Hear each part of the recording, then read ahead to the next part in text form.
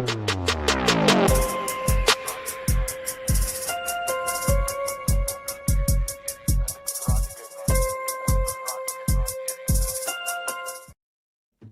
just like that, ladies and gentlemen, we are back. You saw the thumbnail. You saw the title. You know what we're going to be doing.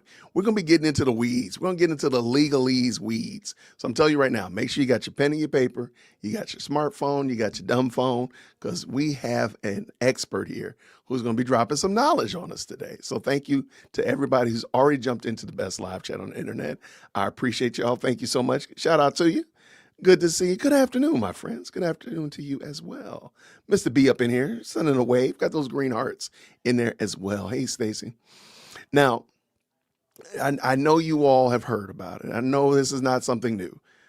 Candace Owens is getting sued, right? That's just the reality of the matter, whether it be from the Macrons, whether it be from some other entity, whatever. Candace Owens tends to get sued quite a bit. So what I've done is I've reached out to Nick Brooks, who is a fantastic legal expert who has been on YouTube really crushing it. So I'm glad he took the time to come in today and just to share with us a little bit about where this case is going and all the complexities and all that kind of good jazz like that. I do want to say thank you to everybody who dropped their question in the comment on my community post, because we're going to go over those, and he's really chomping at the bit to go over those with you all as well. So shout out to everybody. I appreciate y'all for sure. We international up in here. That's right. Good to see you in Ireland in the building. Good to see you.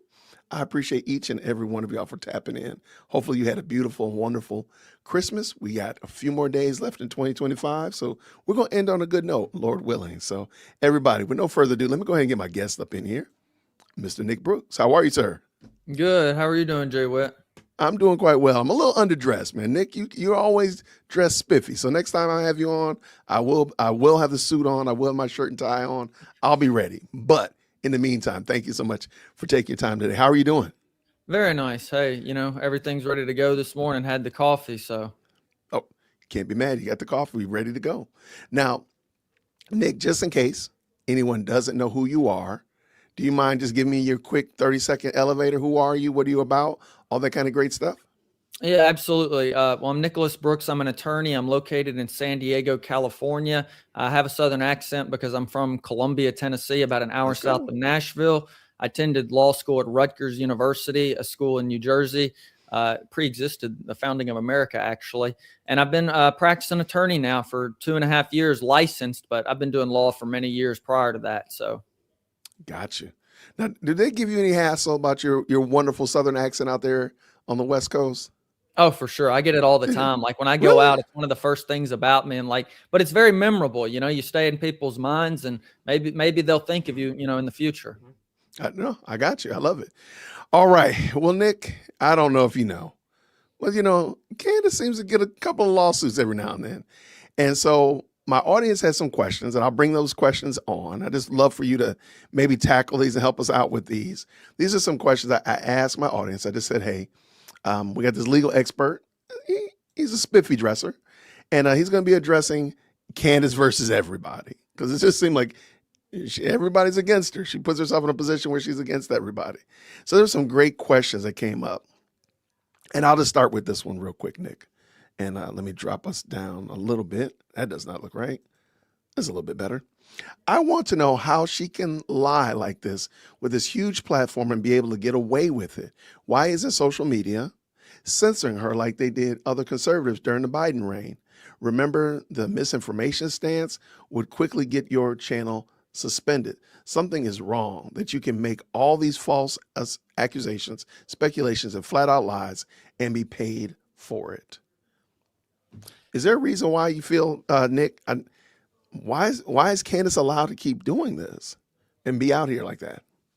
Yeah, so really you have to let the judicial process play out, right? So if somebody feels that their legal rights or reputation have been harmed in any way, they'd have to take action in court. But until that occurs, the offender's usually not going to stop the conduct, which is, offending conduct, until they're threatened with it. And with respect to the social media, censorship, ultimately when it comes to any platform such as YouTube, X, or Facebook, you name it, A lot of these are private companies, and private companies don't have to govern the same way as the government or a public entity does. So a private company can discriminate, based on the basis of political opinion if they would like. The government, typically has more issues in doing that. So that's kind of how I would frame that issues, with the censorship. I would maybe even pose to the commenter, would you like to see censorship of some sort? Because the way I read the question was like maybe they didn't appreciate the censorship, in the past. So that would be my other question. But when it comes to just regulating the information spread by Candace Owens, I think you just have to take the proper causes of action available in civil courts. Okay, I can dig it. I'm going to take a little bit of a jaunt because there's a question here that really stood out to me. I don't know if you're familiar with this whole Candace found this quote unquote witness. And this guy really is the glue that holds together a lot of her Rube Goldberg theories. A lot of her theories are hinged on this guy named Mitch Snow. And he came on her channel recently and shared his story and, pulling on the heartstrings, small violin. And Candace started a give, send, go for him. And at the current moment, I think it's like $142,000 has come in to this give, send, go. Well, since then, it's become pretty clear this guy was probably lying. It's just an outright fraud. Okay. So this question right here, I want to get in here and ask, what are the repercussions of Candace hosting or somebody hosting a give, send, go for somebody that later on is found to be fraudulent or found to be? Just to be clear, a give, send, go, he received money like through donations of that nature. Correct. It's kind of like it's like that whatever that crowdsource funding app. It's called Give, Send, Go. But what's the other one called? I can't remember off the top of my head. GoFundMe or something like that? There we yes. Yeah, it's like a GoFundMe. Yeah. Okay. All right. Yeah. Well, when it comes to that, I've heard of in the past cases involving potential fraud on these GoFundMe. It sounds like for this guy, maybe he was being propped up for spreading, maybe his own misinformation or lies. I don't really have a lot of facts related to what he said or the nature of his comments. But if they were wrongful, but there's potential liability. You could recover that money depending on the reason it was given to him. But I would have to look more into the factual specifics of the case to know that. I got you here real quick. I'll bring it on just real quick so you can see what I'm referring to. Sorry about that. That is way too small. Let's do it like this. All right. So this is the Give, Send, Go, which is again very similar to GoFundMe. And at the current moment, the guy has raised $143,250. But the problem is a lot of his story and a lot of his background and his military background has been called into question. And military experts have found him wanting, let's just say it like that. They found that this guy's lying about a lot of what he said. So that was the nature of that question for sure. And what did he say on the show? Was he like talking about the conspiracy stuff? Yeah, he was talking about how he was on his military base and he saw the head of security for TPUSA. Oh, I'm sorry. And this is 2 days before Charlie Kirk's demise. So he saw the head of security, lots of generals in this secret meeting, and he saw Charlie Kirk's wife allegedly in here. And so he's insinuating that they were all in on the plot to delete Charlie Kirk. And come find out the story is just as wackadoodle as it sounds, me retelling it. And so a lot of people are like, well, the fraud, Candace propped him up as a eyewitness. Come to find out he's found wanton. What about this give, send, go? Were the give, send, go given to him for purposes of paying his legal fees? He has some other legal fees going on. So it says helping Mitch pay for some of his legal costs for wrongs done in the past. The way the United States treats our servicemen is positively despicable. The corruption that exists at the top of our armed services needs to be corrected. And that's it. So it doesn't really flesh out what those legal fees are, but he had some legal fees allegedly coming. So that's why the question was asked, like, is he going to be, like, would Candace be held responsible that this guy really truly is a fraud or really? Yeah, it would most likely be the individuals that are harmed would have to sue him directly. I'm not so sure, you could tie it back to Candace. Did Candace profit from this in any way? or how did Candace wrong them? Because it sounds like whatever money these individuals who gave it, if they didn't want to give it, went to him, not to Candace. So you would have to go after him, I believe. Yeah, you're probably right. I just was wondering, I think that was a great question that they asked. All right, let's get back over here to our other questions. Thank you so much, Nick. And by the way, shout out to everyone who's jumped into the best live chat on the internet. I promise to get the sizing of this thing right. I do, I promise. All right. Bang. All right, here we go.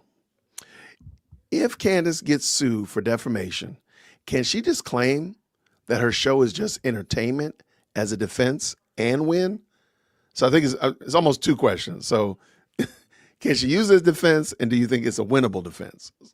Yeah. So, well, first things first, she has been sued for defamation and with respect to the Owens v. Macron case. So that's actually a pending cause of action. And then maybe even Kirk or TPUSA could have their own. We'd have to see how they do that.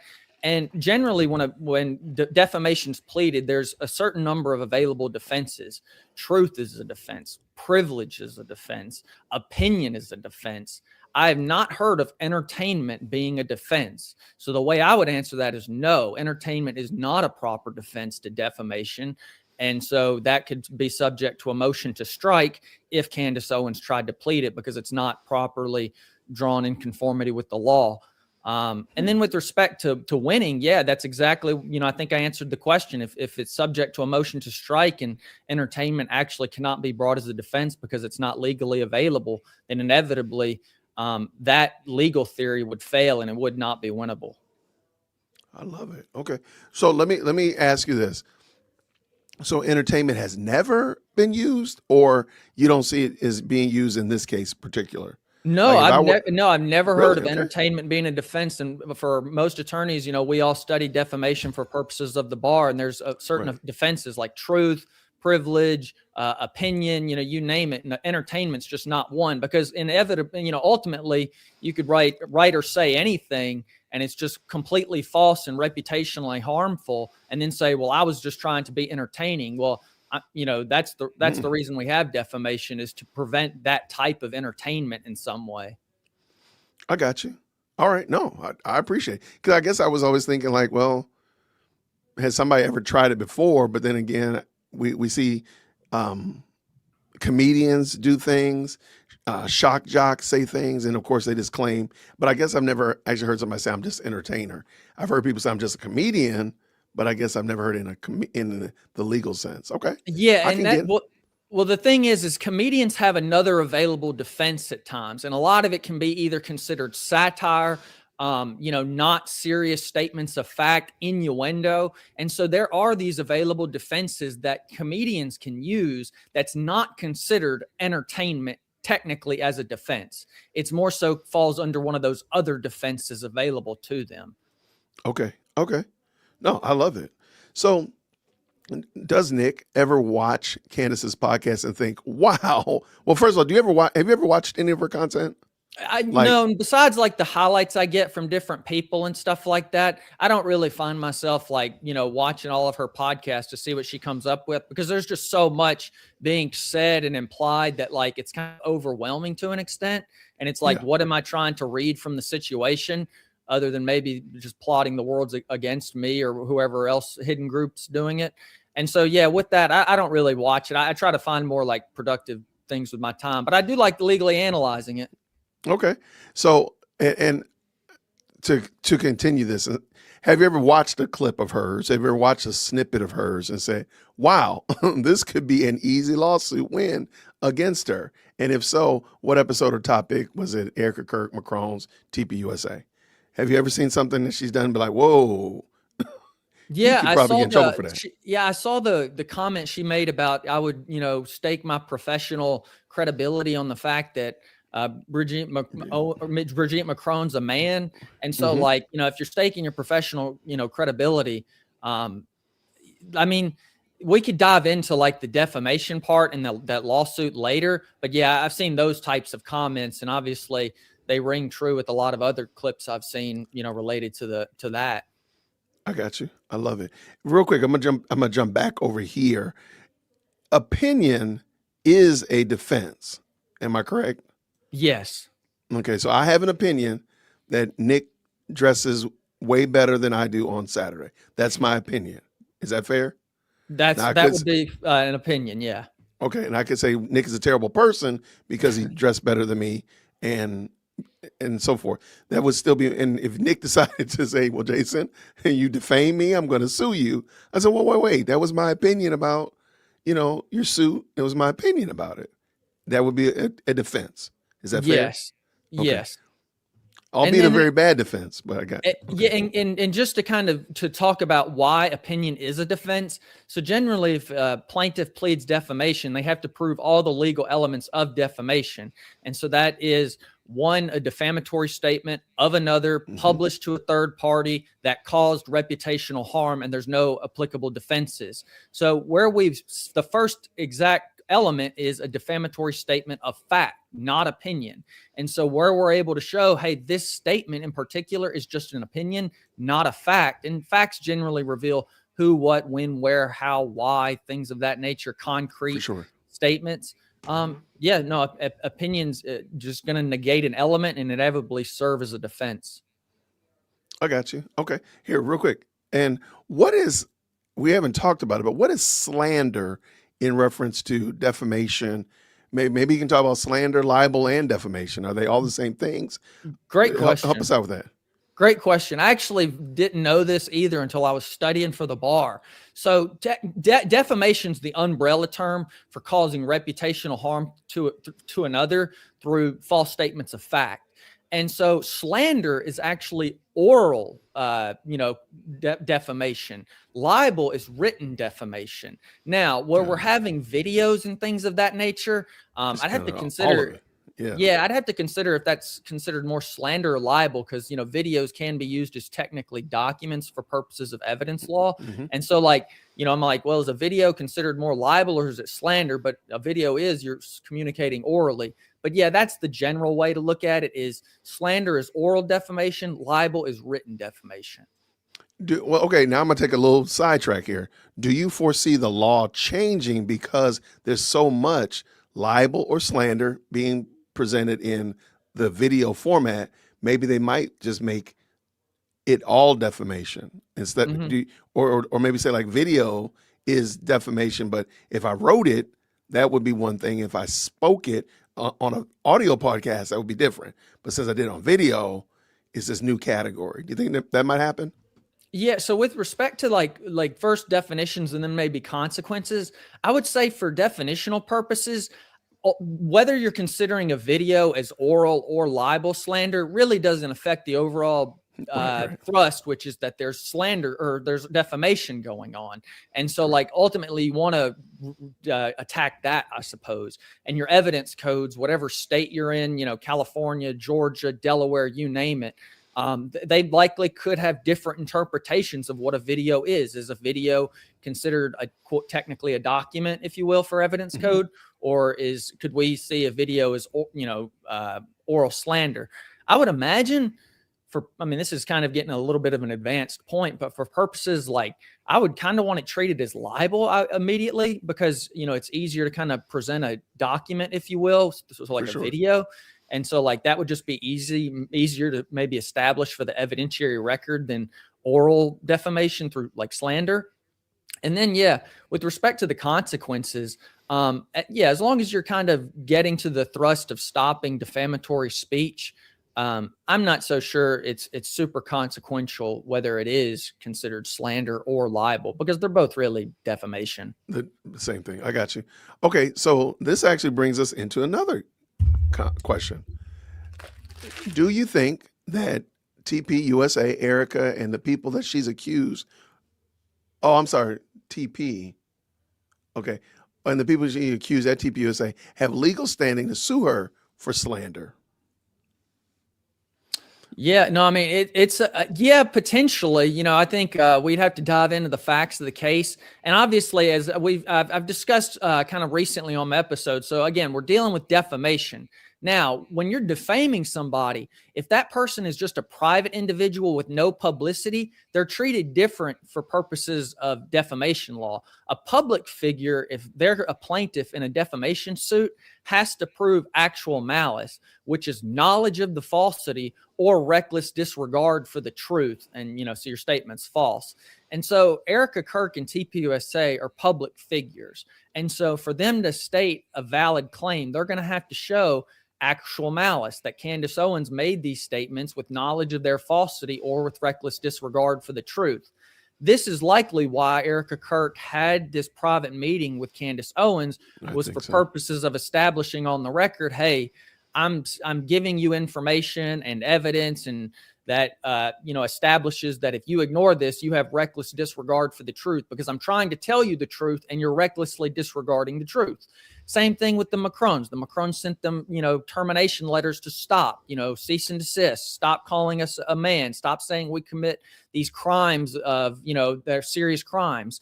And so a lot of that is what public figures have to do to establish that the defendant is willfully disregarding the truth and recklessly doing so, and they can be held liable for defamation. So that's a very long-winded answer, but it's very complex for sure. Okay. All right. Well, let's do this. Since we're going long-winded, go ahead and put your Constitution hat on. Okay. And real quick, First Amendment. Are we slipping into some murky waters with freedom of speech? Like, I have the freedom to say something about Nick, but at what point do I get into the point where now Nick can sue me because what I said freely slandered him, or what I said freely hurt his feelings, or my opinion contradicted what he wants? At what point do we get, because it seems like we're on a thin line. Yeah, it's very difficult. In First Amendment law, you can take an entire class on this in law school, quite frankly. Okay. Generally, as you pointed out, the First Amendment protects the freedom of speech. Our society kind of is founded upon speaking your political opinion and having that freedom of speech to question governmental authorities or private authorities, and you name it. Where does it cross the line is always an interesting question, because at the end of the day, free speech is not absolute. The First Amendment is not absolute. When it comes to, I can't shout fire in a crowded theater. I would be causing an emergency. I could be arrested for that. Could I then plead as a defense? Well, you violated my First Amendment. I should have the right to shout fire in a movie theater. That's not very reasonable. And we have to have some caveats to have a functioning society, or else we might not have functioning movie theaters, because people could be alarmed on these events. And so we have to take that type of logic where the First Amendment is not absolute, in the same way we extend it to emergency situations. Well, there's also things like commercial speech. What if there's an advertiser for a product who says false things about the product that aren't actually true? Should we protect against that? And if we prosecute it or file a lawsuit against it, can he just say, well, this is freedom of speech? No, you're lying about a commercial product, and you should be telling the truth about your commercial product. So again, that's just an example of commercial speech also has to be truthful. And when it comes to reputational protection, a lot of us in society, if we're not, very property people, and we don't have a ton of wealth or assets, we depend on our reputation for our livelihood and having a good name. And so we want to protect these types of reputations for people. And so what if somebody just starts, says, hey, this person came up on the news, or I want to, slander or libel this, treat libelly this person in any way. How do we protect against that? And so it's a when it comes to defamation law, trying to draw where does the First Amendment go, that's probably a more difficult situation than the emergency or commercial speech ones I mentioned. But ultimately, I think we would all maybe agree we would want to protect reputational harm. So that's, I don't know if I answered your question directly on that point. No, you absolutely did. And it kind of led into the last question. Is there a path for Erica TPUSA or any other people that she's randomly accused, such as Josh Hammer, to successfully sue her? And I think, because you mentioned reputational harm, I think there's definitely room to say everybody that's been listed so far has been reputationally harmed. I feel like I've been reputationally harmed, right? Everybody's been reputationally harmed by some of the shenanigans that she's posted out here, whether they're true or false, whether she really believed them or she's just being hyperbole. I think it's fair to say that to some degree, shape, or form. And I'm concerned that she is so slippery that with the defamation laws in the U.S., she may be able to get away with her slander. What do you think about? Let's just use what she said about TPUSA. Of course, insinuating that they were in on the deletion of Charlie Kirk. They are covering it up. That they're a godforsaken company. That people should stop donating to them. Lots of things that ruin the reputation of a business, of an entity like TPUSA. How do you feel about that? Yeah, so when it comes to like defamation law, I think some states actually do treat it differently on whether a business can recover for defamation versus an individual human being. And so first things first, whatever state TPUSA decides that they want to file a lawsuit in, they've got to ensure that businesses can recover under defamation law. And that right's not just available to individual human beings. When we look back on the Dominion voting systems, in the election where Tucker Carlson discussed how there was a conspiracy of foreign governments about this Dominion voting system, Dominion actually brought a lawsuit and it ultimately settled. So it never reached a judgment or anything of that nature. But that's an example of a business bringing a suit. And when it comes to trying to predict is a lawsuit going to be successful, I mean, nothing's even been filed. We haven't gathered any evidence. So, lawyers, we're not permitted to provide guarantees generally under our ethical rules. And so trying to guarantee the success of a case is not, something that really good lawyers do because it's kind of professionally, wrongful to, or not professionally ethical to do. So I can't really predict the success. However, as I mentioned earlier, if they feel they meet all the elements of a defamation claim, speak to a lawyer. And if you're willing to maybe pay an attorney's fee or retainer fee or take the case on contingency, well, you might have a case.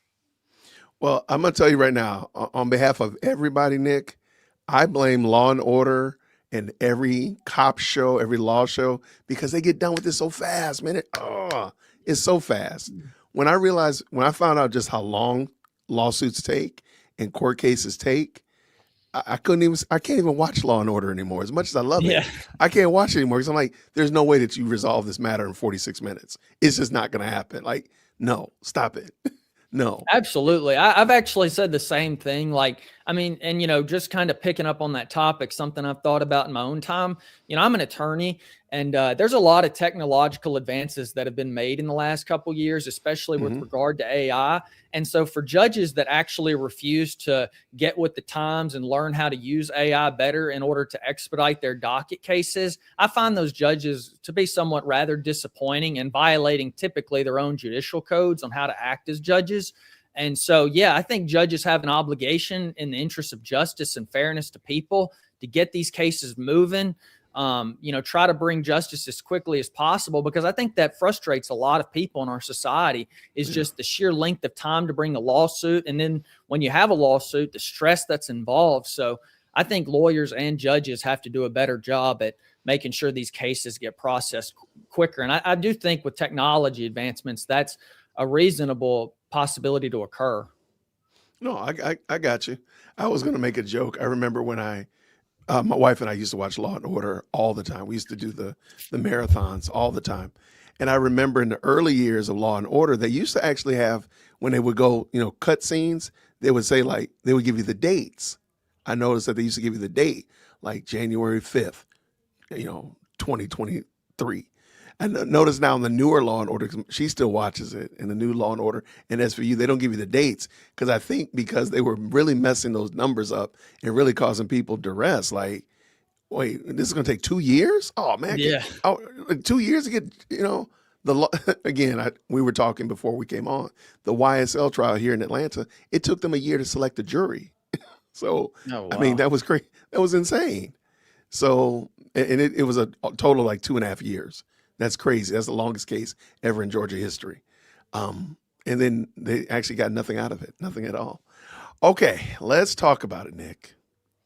Talking about discovery. and we're not talking about the Starship Discovery, what is the realistic discovery for Candace and the Macrones? And I'm going to start this again. What discovery tools would realistically be available to Candace and to the Macrones if this case survives the motion to dismiss? Yeah, great question. So discovery tools are generally governed by state law. So each, litigant has to look to their own state law. As we know, this case is being litigated in Delaware State Court. And so we have to look to the Delaware State discovery rules. Now, generally, when we're speaking of discovery rules, a lot of these it's kind of like, you're a mechanic and you open up the car hood, and some of it might be a little different, but a lot of it's functioning the same. So we can kind of look at it that way. There's going to be interrogatories. So you get to ask written questions to the other side and have those responses written down under oath. And it just typically narrows the case in certain ways that the litigants would like. There's going to be requests for admissions, which are, written requests to the other side to admit or deny facts. And those are also the responses under oath. We have requests for production of documents, which are, written requests for the production of particular documents, just as it sounds, and the responses are under oath. We have depositions. So, you literally orally examine certain individuals or parties in the case to learn, information or documents or evidence they have to try to build a case. There's subpoenas. Subpoenas are typically to non-party individuals. So, you could, if there's like certain companies or maybe her husband, George Farmer, he could come in through like a subpoena. You could, depose him through a subpoena of some sort. And so there's a lot of discovery tools on the table. Oh, and I did want to mention the physical examination, with respect to, could Candace Owens seek to move for a physical examination of Bridget Macrone in any way? And what would that look like and the likelihood of that? So a lot of the videos I've been posting recently and will continue to go up on my page discuss some of these different discovery tools. And then also, too, we kind of dive into, and I'll be doing this in later videos, Erica Kirk, if she were to bring a case and if that decided a motion or survived a motion to dismiss and move to discovery, potential discovery tools available to her and what that would look like. So let me make sure, and correct me if I'm wrong. It seems like discovery tools kind of go from a very non-evasive to more evasive as we trek along. So maybe like an email and a memo.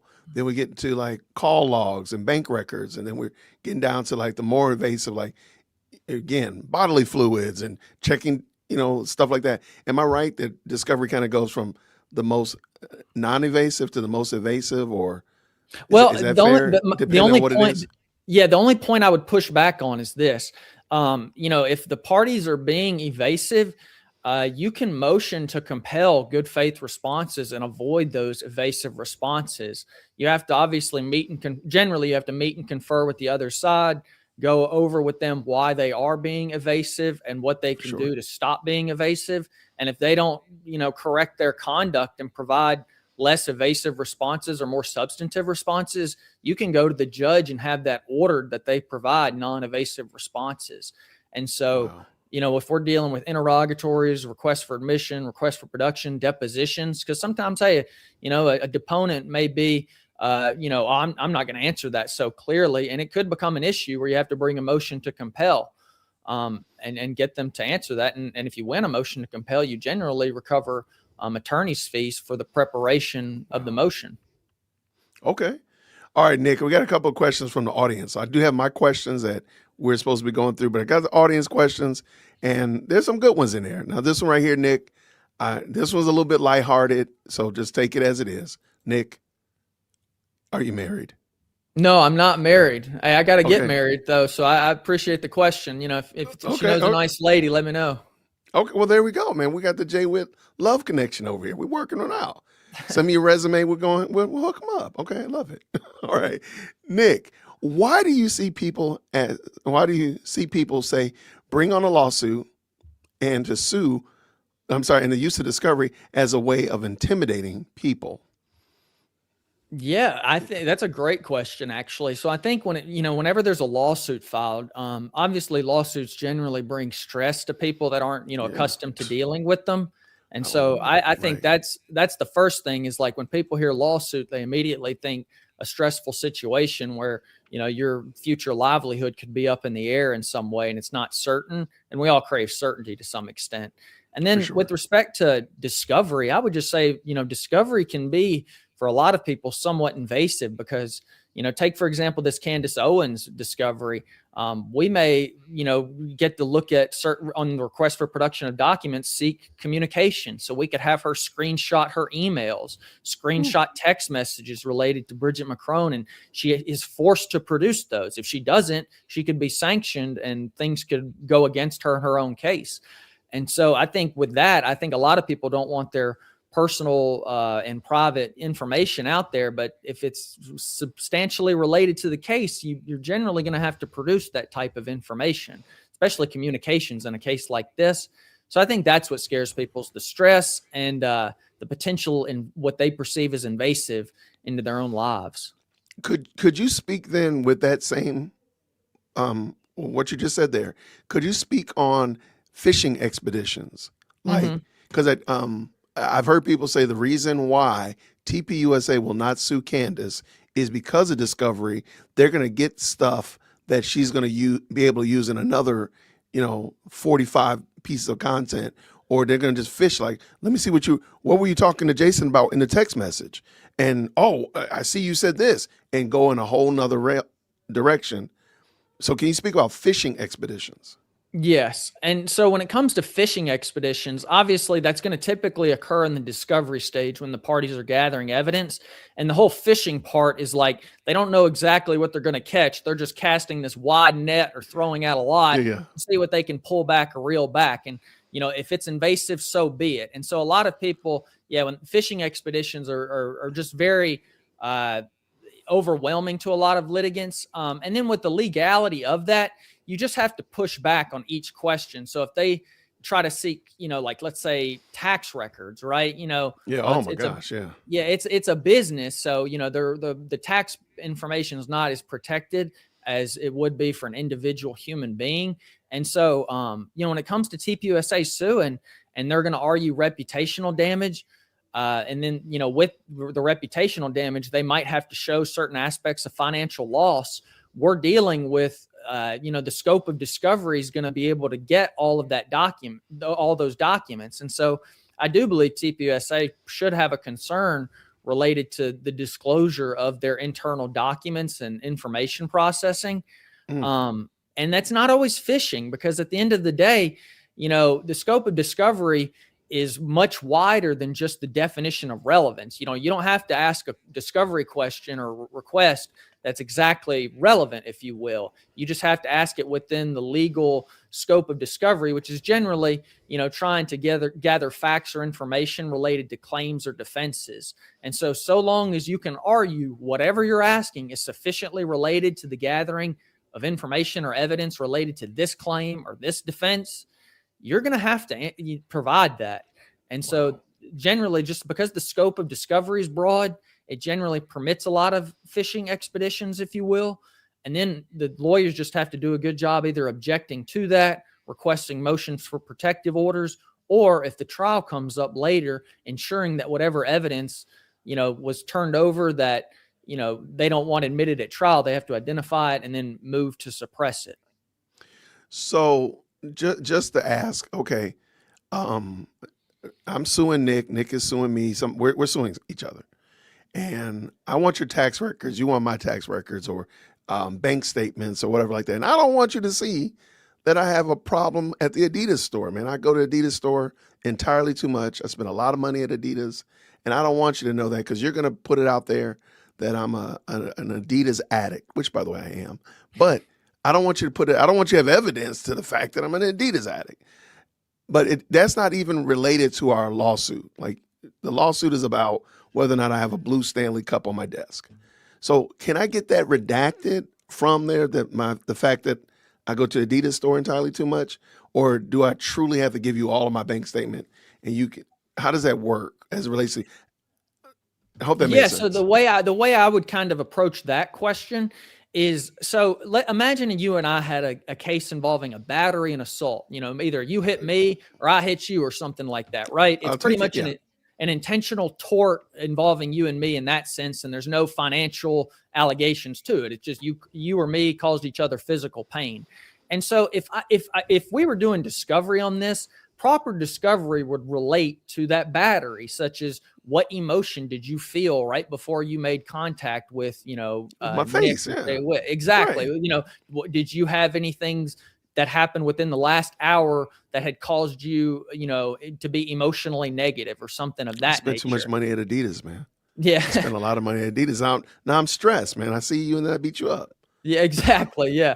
No, but if you ask for financial information because of a cause of action Battery, related to right. battery and assault, that's not really gathering information or evidence related to the claim or the defense, which is going to be, battery and assault. And then maybe, my or your defense would be self-defense because we likely fought back or something. And financial documents aren't really relevant, nor are they within the scope of discovery for purposes of proving those claims. Now, if you were successful in getting a judgment against me for battery and assault, or I was successful against you, now we need to figure out each other's assets and what do we own. And if it's $1 million or something like that, the judgment, it's a hard punch. Man. I'm hurt, man. I'm hurt. The pain and suffering is getting to you. I can feel it. That would be more where financial information would come in, but that would be much more in the collection stages rather than the pre-judgment stage. I got you. Okay, because you're helping me out. Because nobody's suing me and I'm not being sued. I have a lot of questions about this. So, okay, let's just say it's 2:00 at night. We're down in the bar district. I'm coming out of a bar and I clock you and hit you. And for some reason or other, I'm able to make it home without getting arrested. But CCT cameras and such like that, you're like, Jason beat me up, whatever.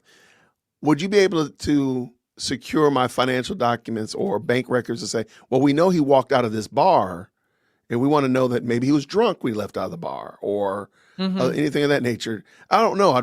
I'm very interested in how the discovery aspect, because the way it's been presented to the great unwashed by Candace is that I can discover anything. I can find out your shirt size, how many ties you have, who did that artwork behind you. I can discover everything, but I don't know if that's necessarily true. Yeah. So when it comes to, I guess like the first question on the walking out of the bar and then punching me, and then here was my initial question: are you disputing that you were actually at the bar and you left the bar? So if you're disputing that, I may have to say, look, he's clearly not giving me the evidence I want. So you know what? Let's go ask for these bank records, and that'll be sufficient to prove my claim or information. Gotcha. Now, if you suddenly admitted that you were there at the bar, well, that issue's been resolved. There's no reason to be gathering financial information, And so a lot of discovery does, you want to go more so to issues that are in dispute, I suppose. Okay. All right. That helps out a lot. And by the way, I don't drink, so don't run and tell my diaconate anything, guys. Don't do it. All right. Here we go. All right, let's go, because this is some good questions. All right. Are the statements at issue actually actionable in defamation when viewed in the full context? Oh, I'm sorry.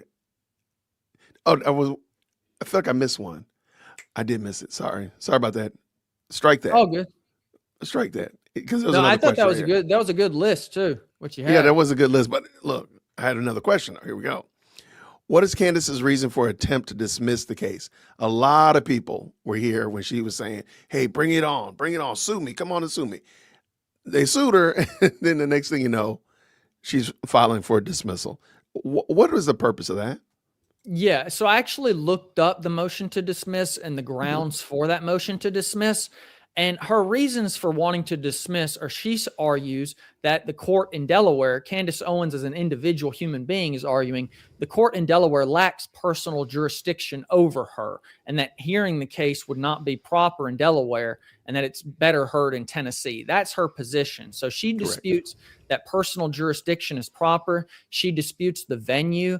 And then she also argues for forum non-conveniens, which is an old Latin term that basically means this forum is not convenient and there's another available convenient forum. And she points to Tennessee. Now, when it comes to that, I can kind of pick up on that and those different concepts, if you would like. Oh yeah, please. Okay, yeah. So when it comes to like just diving through some of these, like this is very much advanced civil procedural knowledge. I'm talking there's going to be lawyers going to the bar exam that, quite frankly, do not know how to talk about personal jurisdiction and venue and forum nonconvenience like I'm about to. But when we're dealing with personal jurisdiction, you essentially have to show that, is this does the court have proper jurisdiction over this person? And to do that, you generally have to show that, hey, the court has general jurisdiction over this individual, such as they live here in this, they're a domiciliary domicile, or is it here in Delaware? That's not going to be here. We don't have general jurisdiction over Candace Owens, the human being, in Delaware.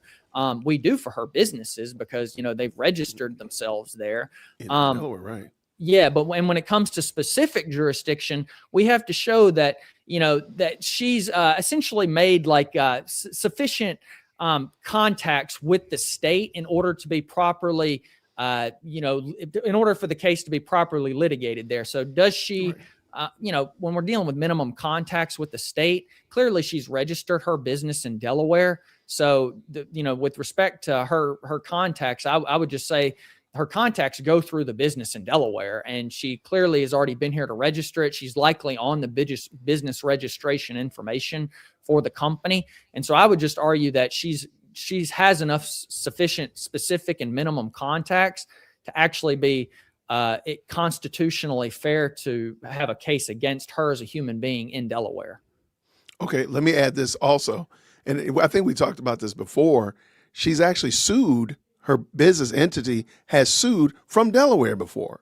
Would that ever come into, when she sued USA Today, would that come into play as well? Like, well, wait, you say you don't have any business in Delaware, but you've sued people from Delaware. Would that come into it as well? Yeah. And so really, when we're talking about you and who sued, I believe she's suing through her businesses. So the businesses are the ones having the causes of action, not her as an individual human being. She's attempting to make the argument that as a human being, I lack sufficient contacts with the state of Delaware, but her businesses are in Delaware. And so I think that's where we're going to have to, figure out, is it fair to adjudicate this case in Delaware against Candace Owens? So we have to deal with fairness factors such as, does she have the ability to make it to Delaware to properly, hear her case? I would say she would. I'd say, she has plenty of money and things of that nature to get on a flight from Nashville to Delaware to attend any hearings and stuff. So if we're dealing with fairness, I believe that the court would have proper personal jurisdiction over her. I believe that's how I wasn't able to look at the opposition, but they likely framed it that way as well. And with respect to the venue, a lot of that is going to be what we discussed. And then forum nonconvenience, I wanted to touch on this. Okay. When you make a forum nonconvenience argument, you're essentially saying to the court that there's a more convenient forum to hear this in. She's pointing to Tennessee. Right. However, here's the caveat with forum nonconvenience. The case, if the judge does dismiss the case based on forum nonconvenience, he expects you to not dispute anything in the Tennessee court, which would mean that if the judge does grant for forum nonconvenience and this case gets moved to Tennessee, Candace Owens would not be expected to dispute jurisdiction, and she would be expected to submit to the case. If she doesn't, that's when the court in Delaware, that case could be refiled in Delaware. Then the lawyers for Macron can say she didn't properly avail herself as she said she would in Tennessee. So that she's kind of implying that there is a proper forum. It's just not in Delaware. It's in Tennessee. So that's just an interesting caveat. Okay. No, that's super interesting. Okay. So I pulled up the lawsuit against Leeds, which was the USA Today. She says Candace Owens in her individual capacity and Candace Owens LLC. So could you scroll up on that document too? I just would like to see state of Delaware. Yeah, you could potentially make an argument then that, she does have specific minimum contacts with the state of Delaware to the point that she's brought previous actions in this state. Now, whether that's going to be a hugely successful argument, I'm not sure, because a lot of it's going to be uh, adjudicating the fairness of actually holding, Candace Owens as a defendant in a Delaware court. I do Right, believe right. providing this document would be evidence that it would be fair because she's done previous lawsuits there. So it's a great point you bring up. Right. And that's all I was just wondering. I think that I feel like what you've already laid out was sufficient enough in, legal JWhit's mind, pre-K mind. So I think it's probably sufficient, but I was just wondering if they needed like the icing on the cake or they needed a little bit of straw to break their camel's back. I thought the fact that you've already sued people from Delaware before, like I'm pretty sure there's probably others because she's kind of litigious. What if her using the business registered there? I'm not 100% certain what you mean there. Do you get that, Nick? Yeah, I think basically the question's asking, can Candace Owens have her case properly, or can Macron's adjudicate the case against Candace Owens as a human being in Delaware based on the businesses being registered there? And as we discussed, if she's, still making contacts with these businesses, if she's on the registration information, she's previously brought lawsuits in the state of Delaware in conjunction with her business, I believe that could be, used as evidence or of it is fair to adjudicate the case in Delaware, and that's the proper forum. I got you. Okay. Hey, let's take a quick turn off because there's a question here. I've seen people sued by doctors for posting their bad plastic surgery results and naming the doctor on websites. Same for negative reviews on Google. So that might be. I know that there's a lot of discussion going on about defamation and libel in the chat, but what about this situation where somebody doesn't like the business and give a bad Yelp review or a bad Google review? Indeed. No, this is a really common scenario. Now, each state is different on how they protect individuals' ability to participate in matters of public opinion or public concern. So here in California, we definitely have a doctrine that protects for public participation. So, if somebody goes to Yelp and says this restaurant undercooked my food, or this lawyer did a bad job servicing me, or this doctor didn't do a good job, those are considered matters of public concern, really because they somewhat relate to economic output and productivity. And then, when you're posting that type of information, it's also good for the public to know, hey, don't go to this provider because they don't provide quality products as much. And so that's an example of public participation. So what an anti-SLAPP suit is, and I've covered this in my in another video, is it's a strategic lawsuit against public participation. In California, we had an issue years ago where essentially, if somebody said something about a celebrity or said something about a major business, that business would bring a lawsuit against them. And then with respect to the stress and discovery available with the lawsuit, it scared a lot of people and chilled their speech. So they didn't actively participate in matters of public concern. And so what the legislature did is they passed a law, an anti-SLAPP law, that says if you are bringing a lawsuit for the purpose of, suppressing an individual's ability to participate in matters of public concern or filing a lawsuit or anything of that nature, we can then, we have procedures against that basically. Sure. And so a defendant in a situation like that could move to essentially dismiss/strike a complaint that's really trying to suppress their public participation. So in a case like this with a doctor, how I'd quickly frame it, we have an individual who files, puts this bad, surgery on their Facebook, whatever you name it. The doctor brings a lawsuit against them. That former patient is now the defendant. That defendant then brings an anti-SLAPP motion and says, I'm just participating in matters of public concern, strike that complaint, dismiss it. And if I'm successful, I also get my attorney's fees. And so, yeah, that's how you protect matters of public participation. But not all states actually have legislation like this. So for those doctors or big businesses, it is a little bit more intimidating for some people to post negative reviews at times. Okay. No, I appreciate it. All right, let's jump back to my questions here. What concrete attributable evidence or damages would the Macrons need to prove for their claim to succeed? Yeah. So when it comes to the Macrons, obviously damages is the final legal element you generally have to prove for all claims. So when we're speaking of reputational harm, generally you want to show like, hey, I've lost the ability to gain future employment. I've lost the ability to have future contracts. I've lost the ability to engage in public speaking engagements. Those are going to be the types of evidence or reputational harm that the Macrons are going to show. So can the Macrons successfully show that they've lost out on certain employment opportunities or contracts or other, aspects of that nature? And in my kind of just preliminary evaluation, I do believe that's going to be difficult because, they are public figures. And when I'm saying public, they're really government too in that aspect. President, it's not like they're just like famous actors or anything that are French. And so with that, it's like, it's kind of difficult to conceive of a government official arguing for loss of private employment opportunities, and then, I don't really think you can plausibly say you've lost out on public employment opportunities, such as, hey, I've lost out on the ability to be president again. I'm not so sure that's very, plausible.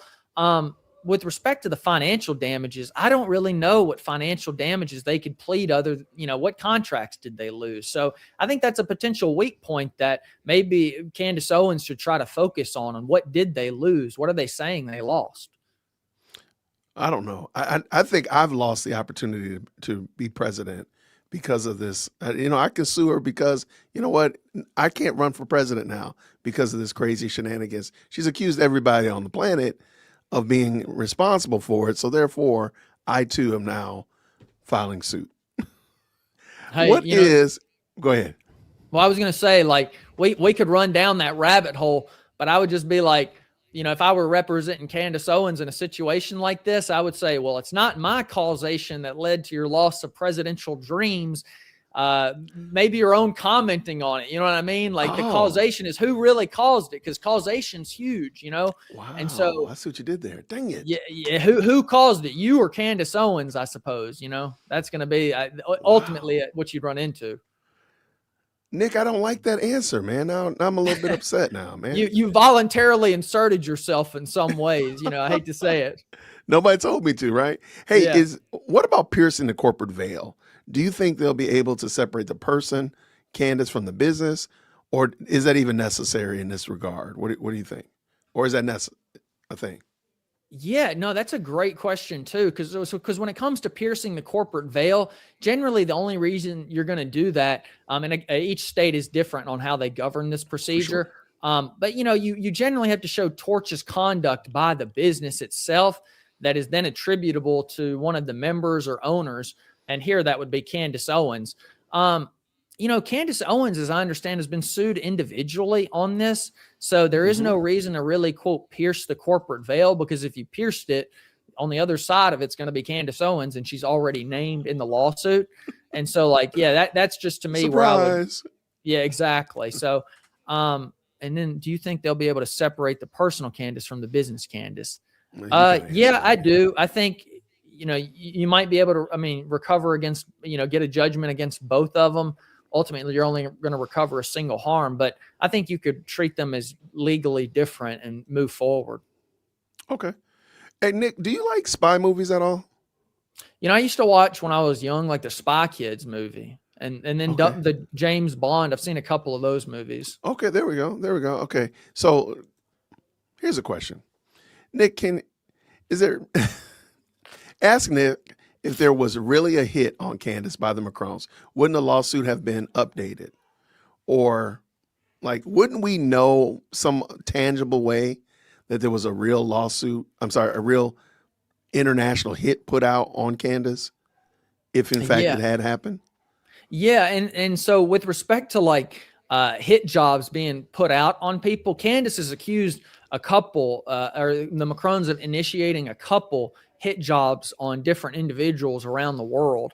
And so, in fact, based on my reading of the complaint, one of the theories upon which the Macrons are trying to recover is not only you called Bridget Macron a man, they're also trying to recover on the basis that Candace Owens has accused them of serious criminal misconduct, such as ordering the assassinations of other individuals, which is serious criminal accusations. And so that's defamation per se, because you're accusing another of serious criminal conduct.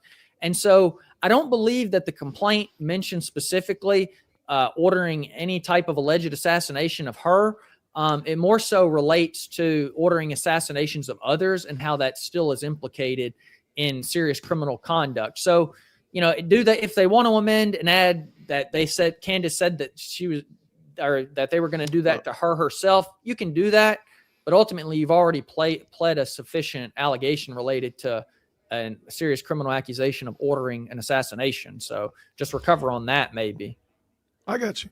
Well, she has, since the case has started and since the Charlie Kirk saga has begun, she has intimated that the French have put a hit out on her. So this is post, since the lawsuit was in play, she has come up with this story that, an international hit team was put out on her. It's the craziest story, man. That's why I ask you, do you like spy movies? Because it sounds like the way it reads is like an old Tom Clancy counterterrorism spy movie. And then too, I mean, Candace Owens always can hide behind that term hit, right? She can say, "Oh, well, when I said hit, I didn't mean hitman. Well, she said assassination." Okay, she said it. Okay, then that actually involves alleged murder accusation. So yeah, that crosses the line. But if she just used the term hit, she could try to play it like, "Oh, I just meant they were putting out a hit on me on YouTube or through the public media," versus not, assassination. But clearly, you indicated different. She did say assassination. It's a crazy story, man. You're just like, wait, hold on. You actually took that seriously? That's crazy. How likely is a case like this would survive a motion to dismiss and reach discovery phase? So it's kind of like two questions there. What from your understanding, how likely do you think it'll survive the dismissal? And then if so, get to discovery? I think so. It's there's no guarantees in law, so I always have to state that first. But when it comes to a motion to dismiss like this, I saw the grounds. None of them are based on anti-SLAPP theories. So while the language is dressed up in, "Oh, the Macrons are trying to suppress my ability to participate in a matter commenting on a public official or a public concern," she writes a lot of her allegations to sound like anti-SLAPP objections. However, when you really break down the assertions, it comes back down to personal jurisdiction, venue, forum nonconvenience. As we discussed earlier, I believe that the court has sufficient personal jurisdiction over Candace because she has sufficient minimum contacts with the state, and it wouldn't be fundamentally constitutionally unfair to hold her there. She can always buy a ticket. She's got the wealth and the resources to, do that. It's not like she's some, average person in that sense. So I think she can make it there fine. And then could I see the rest of the question again? Oh yeah, I apologize. Sorry about that. And then survive the motion. Yeah, I think it's greater than 50%, I'll say, because ultimately, when we're dealing with anti-SLAPP, generally the court is going to have an evidentiary hearing and try to quickly determine the merits of the case. Here, we're not determining the merits of the case in any way at all. So the court is in no way trying to look at, okay, is it true? Is it not true? All they want to determine is, do we have personal jurisdiction, venue, and all of that? I think it's going to survive those arguments. I mean, that's just kind of my professional opinion. I could very well be wrong for some reason. So I believe it's greater than 50%. And if it survives the motion to dismiss, then Candace Owens will be ordered to file an answer in response to the complaint. And when she files an answer, that's when the discovery phase will start. Got it. So when they file, okay, so if I'm not mistaken, I think it's the 6th of January. So the dismissal determination will come out the 6th of January. Let's just say it comes back, dismissal's thrown out. So that day they have to answer, they have to submit an answer, and then they got to start horse trading for the discovery process. Yeah. So generally, like when lawyers are filing responses to complaints, because the Macrons have brought a complaint. So now if Owens loses her motions to dismiss and is ordered to file an answer, she'll have the option, or she's going to have to file an answer, but then she can also evaluate, do I have my own claims against the Macrons? Does she want to sue back for defamation of some sort? Are there any plausible theories that she, would want to come up with as to why she, because really it's like you don't want to just assert an answer. You want to come back with hey, we got stuff on you too, so let's raise the stakes a little bit. So I can see Candace Owens filing a cross complaint or a counterclaim at the time she files her answer too, which she'll be forced to do since it will be substantially factually related to what the Macrons are stating. For sure. And then after that stage, the discovery procedure is governed by state law, so the code. And so, it'll just be who's going to prepare the discovery first and serve it on the other party. Will it be Macron's attorneys? Will it be Candace Owens' attorneys? Maybe at the time they're preparing the answer and the counterclaim, maybe there's some associates at the firm who they're going to have to prepare, requests for production of documents, interrogatories, requests for admissions, notice deposition dates. We want to depose, Candace Owens herself. We want to depose George Farmer. We want to depose, let's say there's another business person registered on that, her business, document or something like that in Delaware. For sure. Let's depose or, subpoena, that individual as well. And let's bring them into the case too. Wow. Okay. So speaking of that, what role can court-ordered versus private DNA testing play in proving or refuting public claims, and what privacy limits apply? We kind of talked about that, but I just want to talk directly because that seems like everybody's like, well, just do a DNA test, do a DNA test, and that would settle it. But I don't know if that's necessarily true. I agree. Yeah, I agree with that analysis because ultimately, I'm going to have a video coming up on this in a few days, which should, state this more clearly. But, when we're dealing with DNA testing, that's one of the most invasive procedures that can be performed because, the court is a governmental branch. And so when we're dealing, when we talk about government conspiracies and all this, well, government action can occur through courts too. And so imagine the government ordering you to submit to a DNA test. And they're going to have access to that information, how it's retained, and things of that nature. And so when we're dealing with like the Macrons who are seeking to protect their reputational harm, imagine if before you file suit, you're an average person or another public figure, and you're thinking, well, somebody said something, about me in this context. Now, if I file this defamation cause of action against this person, the court's going to order me to a DNA test. So that can be, again, the most extremely invasive because it reveals a lot of, again, family ancestry, that maybe people don't want to know, family illnesses and stuff like that. You can find out certain medical information of people. And so that is a huge privacy concern to deal with DNA. And are there available alternative methods to prove what we need to prove? Can we get certain medical documents that show, this individual is a woman or a man? And I'm sure there are, and I think the reason a lot of like the Candace Owens followers they're harping on this DNA test is because really it gives them an excuse to ignore all the other evidence. Why not just ignore all the other evidence and focus on this DNA test that we know is extremely invasive? Because maybe you want to bring humiliation upon the Macrons. You want to subject them to the utmost privacy invasion on sitting down to a DNA test, and that could be humiliating. And so I think that's the goal of a lot of the followers, is to bring very humiliating aspect to it. But is it too invasive to actually to be given? I would say, yeah, because I think there's alternative discovery available to gather that. I think the issue is you're dealing with Candace Owens followers who really don't want to believe any evidence that goes against their own narrative. Let's say we have a private DNA test tomorrow, right, JWhit? Let's hire a DNA, and we get the results, right? If that result doesn't come back with what something Candace Owens Candace Owens could have been sitting in the dang room. She's still going to deny what occurred and that, when I wasn't looking, he switched something. It's going to be something every time. And so that's just the issue in the nature of dealing with people that don't want to accept consequences for their actions. Is, it doesn't matter what happens. I think the court could order it. It could be done privately, but ultimately it's going to come back to some conspiracy about a cover up involving somebody somewhere in the chain, whether it's the court, the examiner, you name it. And hell, they might even one day turn around and say Owens herself accepted a bunch of money, and then she, she said she's the one that she endorsed the test as being false so she could get money. You don't know what these people come up with. That actually, wait. No, that would actually work. I hate to say it. I actually could see that one happening. Yeah, I can see that one. I can totally see that one. Because Candace Owens got paid under the table and, stuff like that. Or Candace Owens denied it so she can make more money. I hate to say it, but I can see that one happening. Dog, you've given her 5 more videos, by the way. Way to go, Nick. Great job. Yeah.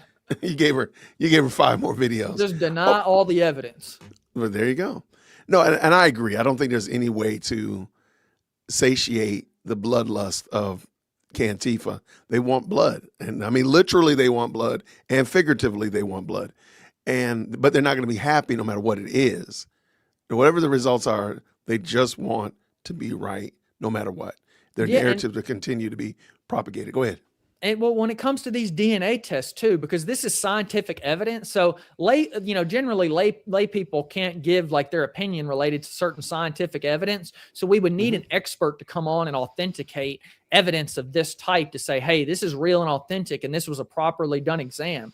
But I mean, as you may be seen in like different cases, you can have experts on each side, right? I was once a juror in a case where we were dealing with a lower back injury, and we had an expert brought in to say, hey, the lower back injury affected the woman this way. And another expert came in and said, no, the injury actually affected her this way. And so when you get these experts that conflict with each other, then it's just a matter of, all right, who's the jury there and who are they going to believe? And so that's why, when it comes to jury selection, you don't want people that are just blind to the truth. And they're so, made up in their minds, whether they support Candace Owens or whatever it is, that they can't, properly, independently and reasonably decide the case. No, I think that's an excellent point. And I've mentioned this before. I think that there's probably either a history of illness in Brigitte Macron's family that would probably come up to bear. That means, her daughters, her grandchildren all know. Everybody now knows that they have this particular illness, or Brigitte Macron is intersex, and that's going to come out, and that information will get spread out. So I think that, but they have to know that this is going to, they're going to come to this place where they may have to do a DNA test. And I'm like, well, they must be either the most ridiculous, foolish people on the planet to put themselves in this crosshairs, or she really is a woman. Otherwise, it would have been silly to do this, and I know Nick is going to sue my socks off. Why would I put myself in a position? Beat my socks off if I sue him. Why would I do that? Why would I put myself in that position? I know I'm going to lose. But I think they know that they're going to win. So anyway, that's just my little thought on that one, huh? Yeah, I think, when it comes to ordering a DNA test, that I would, if I were representing the Macrons, I would have a strong opposition, and I would couch that in privacy concerns. And I would say, you're trying to get the government to order my client's DNA, and you want to retain that information and all of the stuff that comes with it. And I would argue you're only doing it as a scorched earth tactic to humiliate my client for bringing this lawsuit. And really, you're going to chill any type of defamation case around the globe, because basically now we can just accuse, you see all this like people kind of androgynous dressed or something like that, dressed, and so, they're a man or they're a woman. And now, if they bring a defamation suit of some sort, or, a claim, suddenly a DNA test is on the table. Would Candace Owens want to submit to a certain DNA test? I'm not so sure she would be so thrilled for that type of court-ordered discovery either. No, she definitely would not. I think that was all of my questions. I did have one more question. I saw another one pop up here as well. Nick, it does at all, as we're talking about like damages, the Macrons could talk about damages. Do they ever take into effect the family? Like, my wife, my kids, my grandchildren are all being negatively impacted because Nick is suing me and saying that what he's saying about me, or what Nick has said about me, I apologize, what Nick has said about me in defaming me is impacting my wife, my kids, my grandchildren. my dog, all that kind of stuff like that. Like, does that ever play into it, or is it just simply Jason is on you, not the halo effect? Yeah, generally when we're dealing with damages, you have to plead damages that you yourself suffered, not the damages that other people suffered. If other people suffered reputational harm, they would be expected to bring, why this false statement of fact, about them published to another, and so I think that type of claim would break down if it was related to like the grandchild, because I'm not so sure they would meet all the elements of the claim, and the damages would have to be more personal to that individual. Otherwise, right. It's almost like Brigitte Macron's coming in as a plaintiff representing all these other people, and that's not exactly the way the case would work. I got you. All right. So the other question that popped up just a second ago, do we know when the case starts? So looking here, and I'll pull it in just to share with y'all. All right. So what I have here is the infamous docket. And if you've been following me, I'll leave the link to it down in the chat as well. And I have a file, a Google Doc, where I've been keeping up with all things Macron, all things Tyler Robinson, all things Candace Owens lawsuits. And so at the current moment, we're supposed to, it's January 9th. Okay, so January 9th, the judge is supposed to rule on the dismissal of the case. And or is that the date that's of the file, or the reply is due, or when the order is being given? I thought that was the reply due date. All right, let me read it. Order date docket, December 13th, 2025. Order signed, Renee Sheldon. So ordered. Stipulation and proposed order governing word limit, and deadline for the reply in support of the motion to dismiss, reply 7,500 words, January 9th. Okay, so that means that they got till January 9th. Yes. My bad. Yeah, to answer the question kind of as I understand it, currently there is no trial date set. Right now, the parties are just resolving their pleadings before the case enters into discovery. After the parties resolve their pleadings, the court will set a date typically for some type of case management conference where they can basically say, hey, is this case moving along fine? And they'll also, at that case management conference, typically set like a trial date and, a trial readiness conference of some sort in the future. Now, these trial dates are set sometimes a year and a half in advance. So I don't expect this case to even have a trial date until maybe like early to mid 2027. So that's when like a trial date is realistically expected to be set.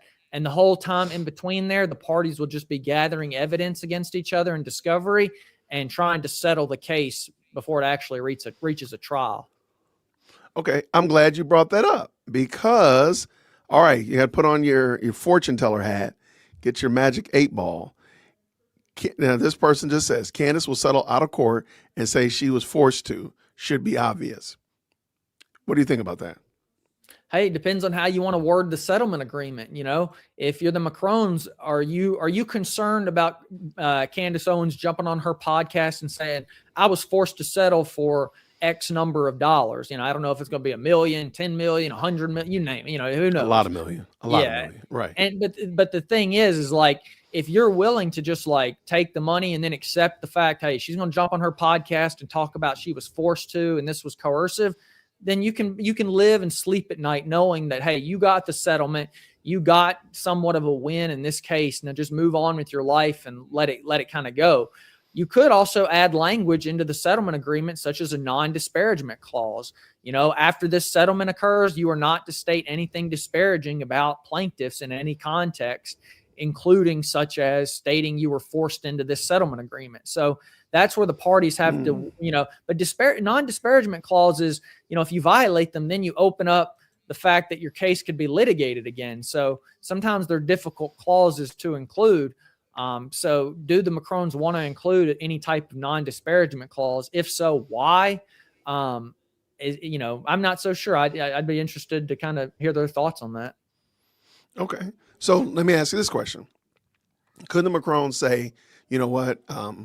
I feel like they have her over a barrel. So I do believe that the Macrons are in the catbird seat as it relates to how this is going to play out, because they can just say, hey, we're not going to settle for anything. Whatever you want to discover, that's fine. We want to take this to trial and we're going to drag this out and just waste your time and then just really ruin your life with time wasting. Now, I believe they could do it. Or you take down every video that you've done about us. We want all of the money that you've gained from those videos you've done about us, and you can't do any more moving into the future. You could stipulate to that in some type of settlement agreement. You could stipulate to really anything you want in some sense for conduct for purposes of dismissing the complaint. So if you want to see the retraction of videos, you might even write in, you're going to apologize publicly on your platform and state that these, statements were false and I knew they were false or recklessly disregarded the truth. Like, I just looking back on the Alex Jones, I know he was apologizing a lot, but I think that might have came to a judgment against him. So if you're dealing with a settlement, it's like, what do you want to go for? Are you more concerned with the retraction and the issuance of an apology? Are you more concerned with the recovery of money that compensates you for reputational harm? What does each litigant want to get out of this? Okay. Remember that movie Trading Places with Eddie Murphy and Bill Murray? Is it Bill Murray? And they were one was a bum, the other one was a financial analyst, and they swapped places, and the two guys had bet $1 that they could ruin their lives. And so maybe the Macrones just say, you know what, we just wanted you to apologize and take all your videos down, and they'll just take $1 because they just wanted to get her groveling at their feet. I think this is interesting in light of what we were talking about before. We don't have to bring this up, but somebody just said, I saw her Facebook post today. She basically had a sad emoji saying everybody's going to sue her. She's worried. I mean, no, that would you brought it on indicate that yourself. she's worried, yeah, for sure. Yeah, I mean, you brought it on yourself. I had mentioned to somebody earlier. You do realize that pretty much all of Candace's, because she builds a better rogues gallery than Batman does, right? So all of her rogues are because of something that she has said. I can't think of anybody who's against Candace because she's black or because she's young or a woman. Everybody's against Candace because of something that she said. So she has created her own rogues gallery. She's created all of her enemies from the things that she says, in my opinion. And I mean, too, like, I wanted to touch on the fact of like going over some of the Macron's aspects on, some of their defamatory claims and if they're going to be successful. The question is going to be this. I think the criminal conduct satisfies because that would qualify as defamation per se. But is it inherently reputationally harmful to call someone a man or a woman when they're not? I'm not so sure. And I think it's contextually dependent on the society in which you live and, the jury you get. Because, if we're in like some very conservative state, maybe calling a woman a man is much more reputationally harmful than if you live in some liberal state, that it's not so offensive. If I called you, for example, or you called me, transsexual, homosexual, or something, of that nature, is that reputationally harmful? I'm not so sure. If you're in really conservative states, yeah, like, I mean, if you're in like Saudi Arabia, if that's known as your reputation, you might not last much longer, Right. But if you're in California, it's not that reputationally harmful. And so like, that's also kind of an interesting aspect is Bridget Macron's just, you called me a man, actually inherently reputationally harmful or defamatory? That's not so clear. Interesting. Okay. So would you say that's if I had to ask you, what are some ways that the Macrones could win this lawsuit or the Macrones could lose this lawsuit? Would you put that in the category they could probably lose it because it's not really that concrete? I would say that the way I would challenge it if I were Candace Owens' attorney, first thing I would attack each element. So I'm going to attack that this statement that you called her a man is not defamatory. There's no jury that's going to say, oh yeah, calling a woman a man is, defamation. It's defamatory to do that. Now, I mean, there's some juries that very well could say that, if you're in like maybe like Alabama or Mississippi or something. Right. Yeah. that could be reputationally harmful, and a jury would absolutely, oh my gosh, how could you question that? But if you're in California, they may be like, this is why you're suing somebody, so that's going to be kind of like a tension because we're in Delaware. What's Delaware going to say about that? So I think that's the first layer on how I would attack it. Is I'm not so sure that calling a woman a man is harmful in that sense. And then two, when it comes to the causation aspect, if I were Candace Owens' attorneys, I would say, it's not Candace Owens' rhetoric that caused you reputational harm for that statement. There were other rumors going on all over the internet that actually served more for your reputational harm. So I would be trying to make an argument that, look, it wasn't just me that was involved. It was others that were involved. And, I'm just one participant of many. So you can't hold all the reputational harm as a result of my own action, like my actions alone. I was joining like a tidal force of this content, I guess. And then the damages. Okay, then I'm gonna try. I'm trying my best to be a legal expert. I'm gonna push back and say, but you had the largest platform. All those other things were rumors, on the third page of a Google search. You, however, were the loudest voice, and you brought all that stuff to the front. And now everybody's talking about it because of you, not because of the 25 other rumors that were on the back of the very last page of a Google search. You are the reason why, would be my pushback. How'd I do? Yeah, I think that's a great pushback. And I think I think that shows evidence. I'm taking the bar. Yeah. And because that's the thing it's because ultimately it would be unfair and unjust to hold accountable one person for a widespread rumor that a lot of people engaged in. Justice should be more individualized against the offenders and for people who need it.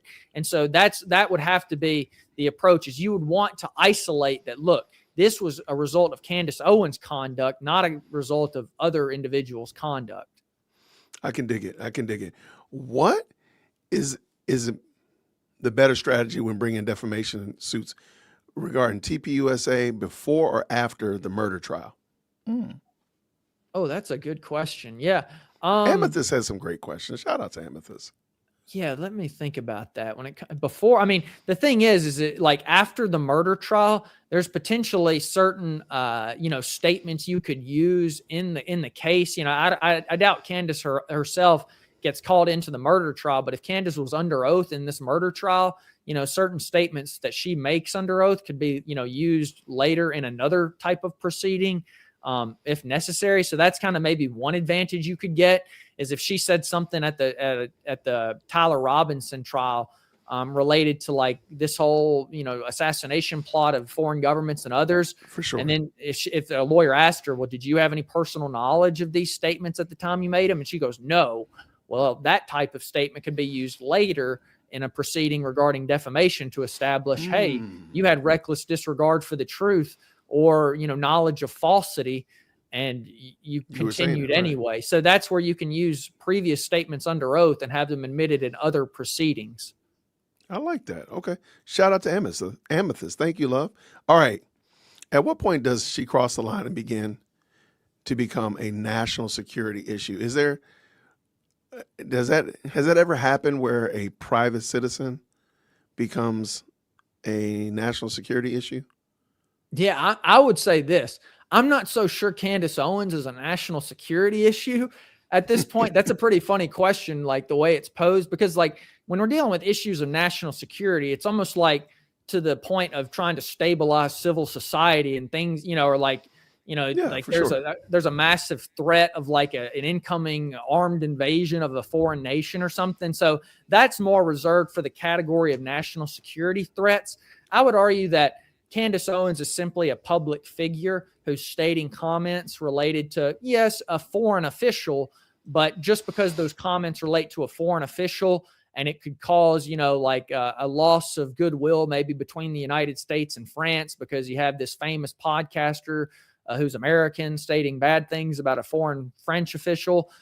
If that brings any reputational or, like lack of goodwill between those nations, that's not necessarily a national security issue. And the French and Americans, we have a lot of good relations anyway outside of Candace Owens. I doubt Candace Owens herself is going to ruin an entire 200 plus year history of relationships. Right. So yeah, I would just say like, no, think of it like this. After 9/11, do you think anything Candace Owens has said rises to a level of security after 9/11? I wouldn't say so. It's not like we're threatening wars upon other nations for the purposes of stopping her conduct. Okay. So let me add to that then. Let me add to that. Can she get in trouble for telling military people to go AWOL? Yeah, no, that's interesting. I'm not. Yeah, well, so I guess like, yeah, AWOL's, what's the official acronym for AWOL? Absent without leave. Yes. Interestingly enough, there's a couple of those that have happened in like war and stuff like that. But yeah, no, when you're telling people to go AWOL, ultimately those military officials have the option to not listen to you. And those military officials, you don't have any authority over them.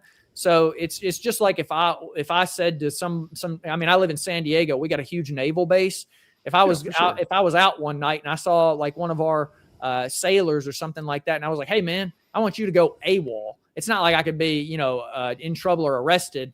Really, the responsibility is going to be on that sailor ignoring somebody that doesn't have authority over him. And he's been taught properly to do that. So yeah, I don't think she can get in trouble for saying that. It just makes her lose a lot of credibility with people who actually understand like the way military authority structure works.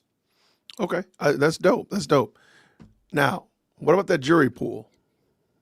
As relates to, and I guess in both cases, her own case with the Macrons or the Tyler Robinson case, can she get in trouble for muddying the waters or causing issues as it relates to the jury? Yes. So when I doubt that she could really kind of get in trouble. Now, if she starts contacting jurors and things of that nature, that are identifiable, now that could become an issue.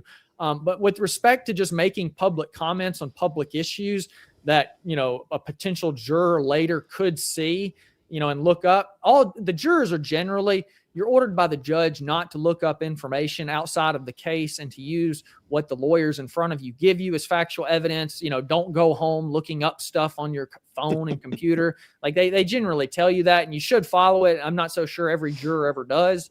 But yeah, so when it comes to muddying a jury pool, I think the first question is this. Do you think Candace Owens has actually, her statements have reached everybody? If you took the state of Utah and ask them, how many of you have ever heard of Candace Owens?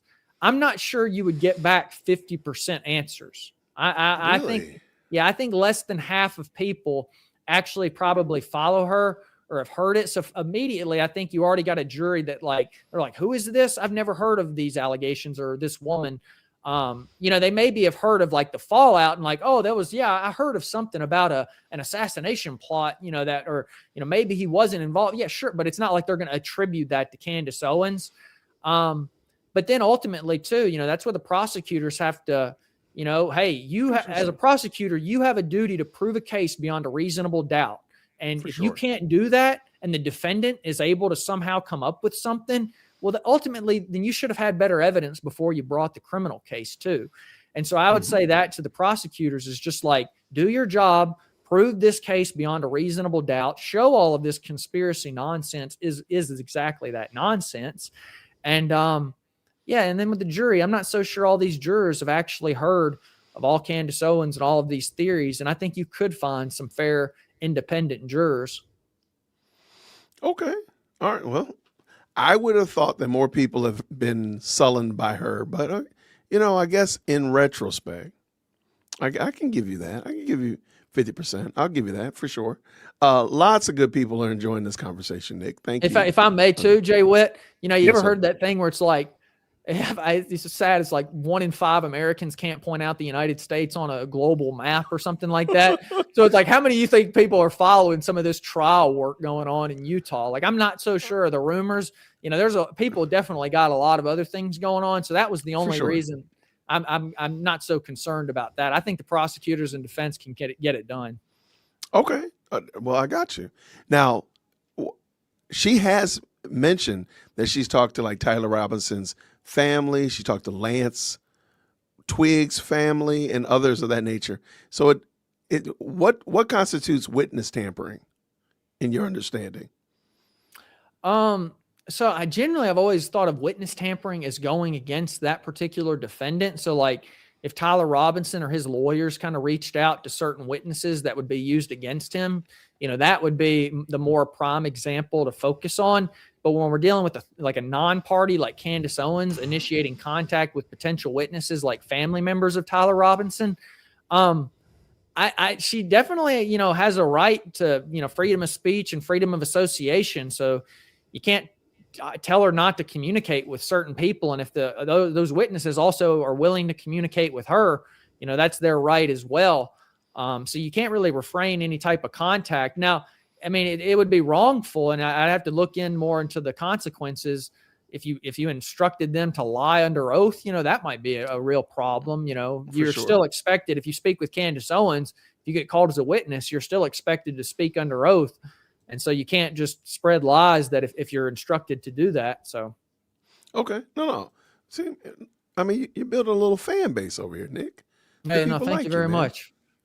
All right. Let's go back to juries. And of course you have the normal run of the mill jury, which is the jury that comes in every day, 9 o'clock, they leave at 5 o'clock, and they get $25, $30 a day, whatever that piddly amount. But then there's the sequestered jury. What are the odds, just in your mind, and again, where this is no statement of fact, what are the odds that the jury would be sequestered in your mind? That's a great question. I'll say this, like in my own practice, I have a lot more experience in like civil cases than I do criminal. I mean, I've done some criminal, appearances. I've got knowledge in my criminal procedural law and substantive law. This is an advanced criminal procedural question that when we're dealing with the sequestering of a jury, I'm not really exactly sure of all the legal standards that it would take. I guess, just theorizing, you'd probably want to sequester them if you're concerned about them gaining knowledge improperly. The only issue is this, if you have a juror, and imagine if you're a viewer right now watching this, if you're a juror, do you want the court to order you to like stay in a hotel, or, you can't get on your phone in certain ways? I mean, they're already going to tell you don't get on your phone and look up things anyway. Wow. Yeah. So it's like, I'm not so sure the benefit you're gaining by trying to sequester a jury and make them stay somewhere isolated and go back and forth. It's possible, I'm not going to rule it out or anything. I'm just not extremely knowledgeable on the standards it would take to get that relief or that sequestering. So you've never sequestered a jury? No, I'm not. I've heard of the. Yeah, I've heard of that, like on a couple cases, like some high-profile criminal cases. For sure. But no, I don't really know the legal standards that would go in.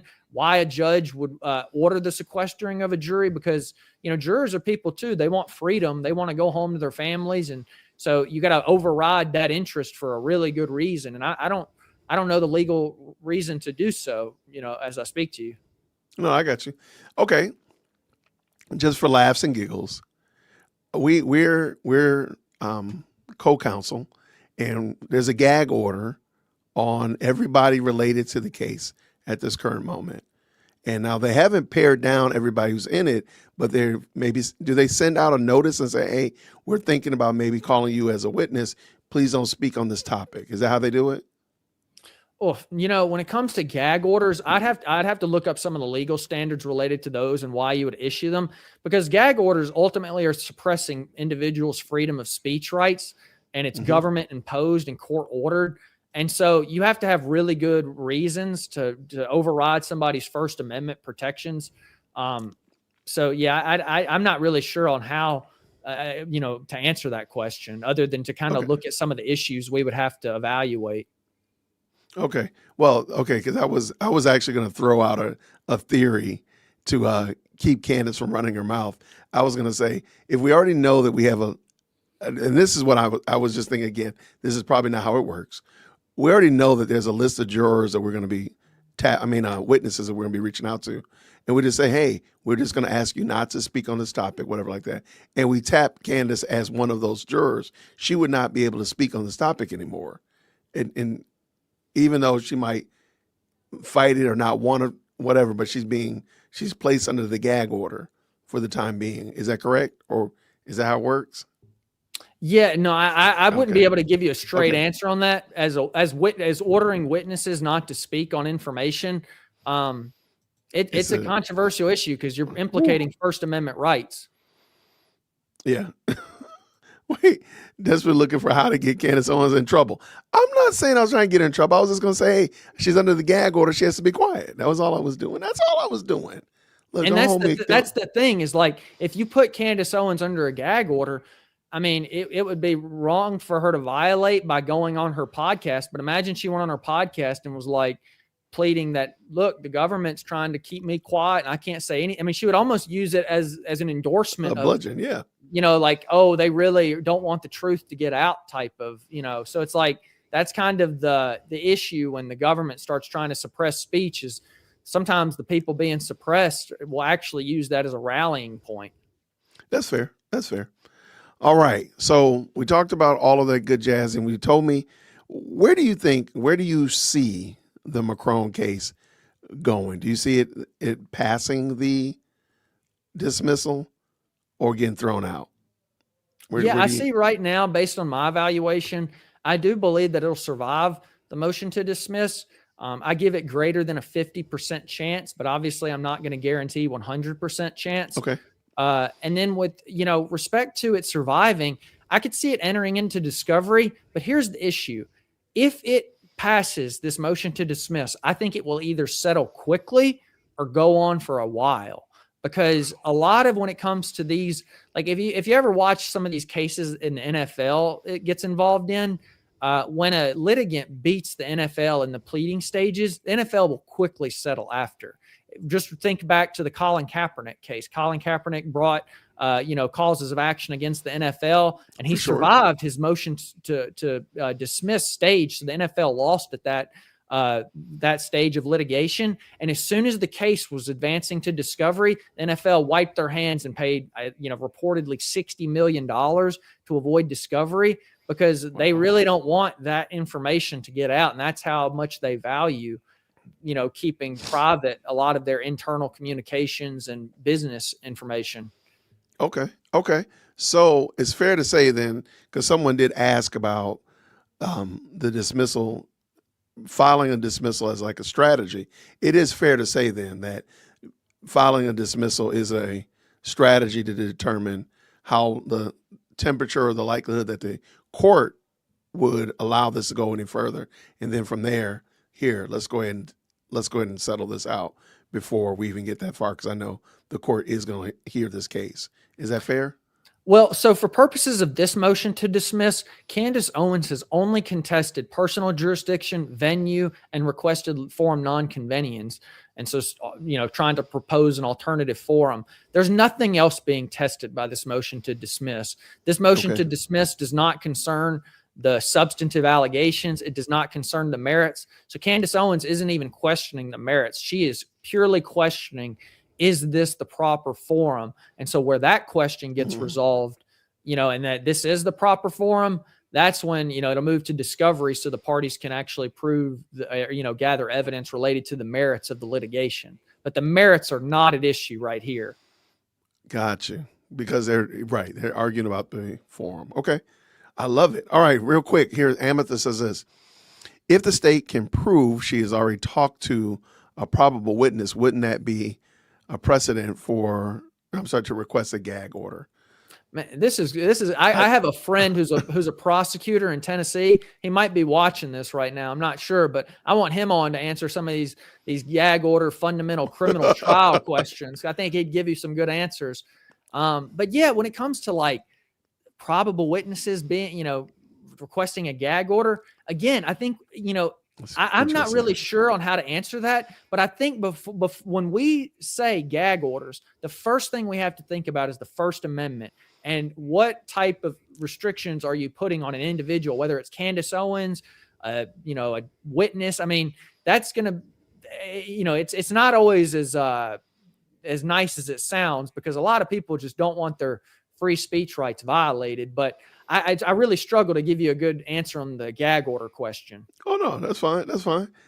Okay. I don't know. And don't know if we talked that much about it. Are you familiar with the whole Mitch Snow? No.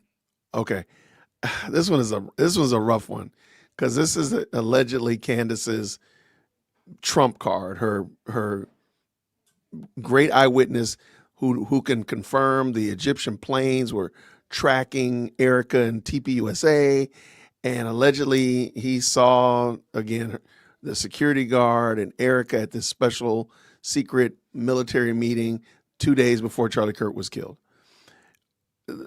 Long story short, it's really come out that the guy's full of hot air. And so what Ruben is saying is, can you describe the traits of a credible witness and compare them to Mitch Rambo Snow? It is such a crazy story to try to explain it.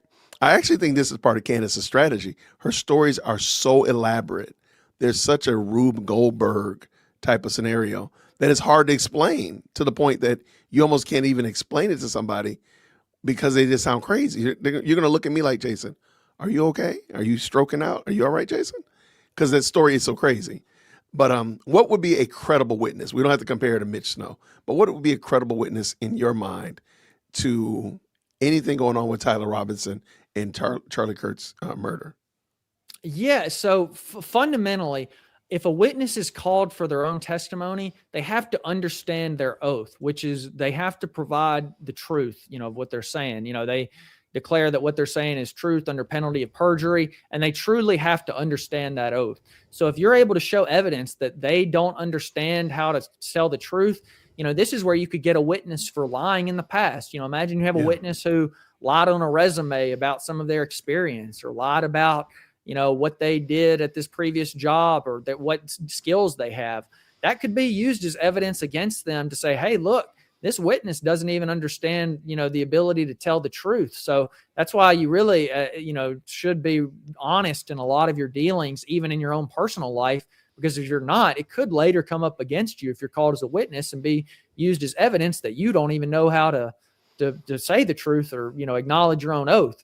And then two, with respect to understanding your own oath, you also have to have personal knowledge, generally, of like what occurred. So you have to have either seen it, heard it, smelt it, touched it, you name it. You have to have that personal knowledge. So if we're dealing with a witness who says, oh, well, I didn't actually see it, but X person told me, that's not a credible witness. That person is just regurgitating what they were told. And that, again, we're focused on witnesses who actually saw it, actually heard it. And so whoever this witness we're talking about is, the first thing I want to know, did they see or hear or whatever they say they heard or saw? And does this witness actually have the ability to tell the truth? If we can show that, hey, he'll spread things all the time that are lies, let's go ahead and pull that up and question maybe some of this credibility aspect. Show he doesn't understand his oath. Okay. So digging in the crates is not uncommon for a witness that you want to, I guess, discredit, or you want to show that you want to press on an area to show that he or she is not able to do their oath. I like how you said that, to maintain the oath. Is that fair? Yes, but the only issue is there's a bit of a line. In law, there's a doctrine called the collateral matter doctrine.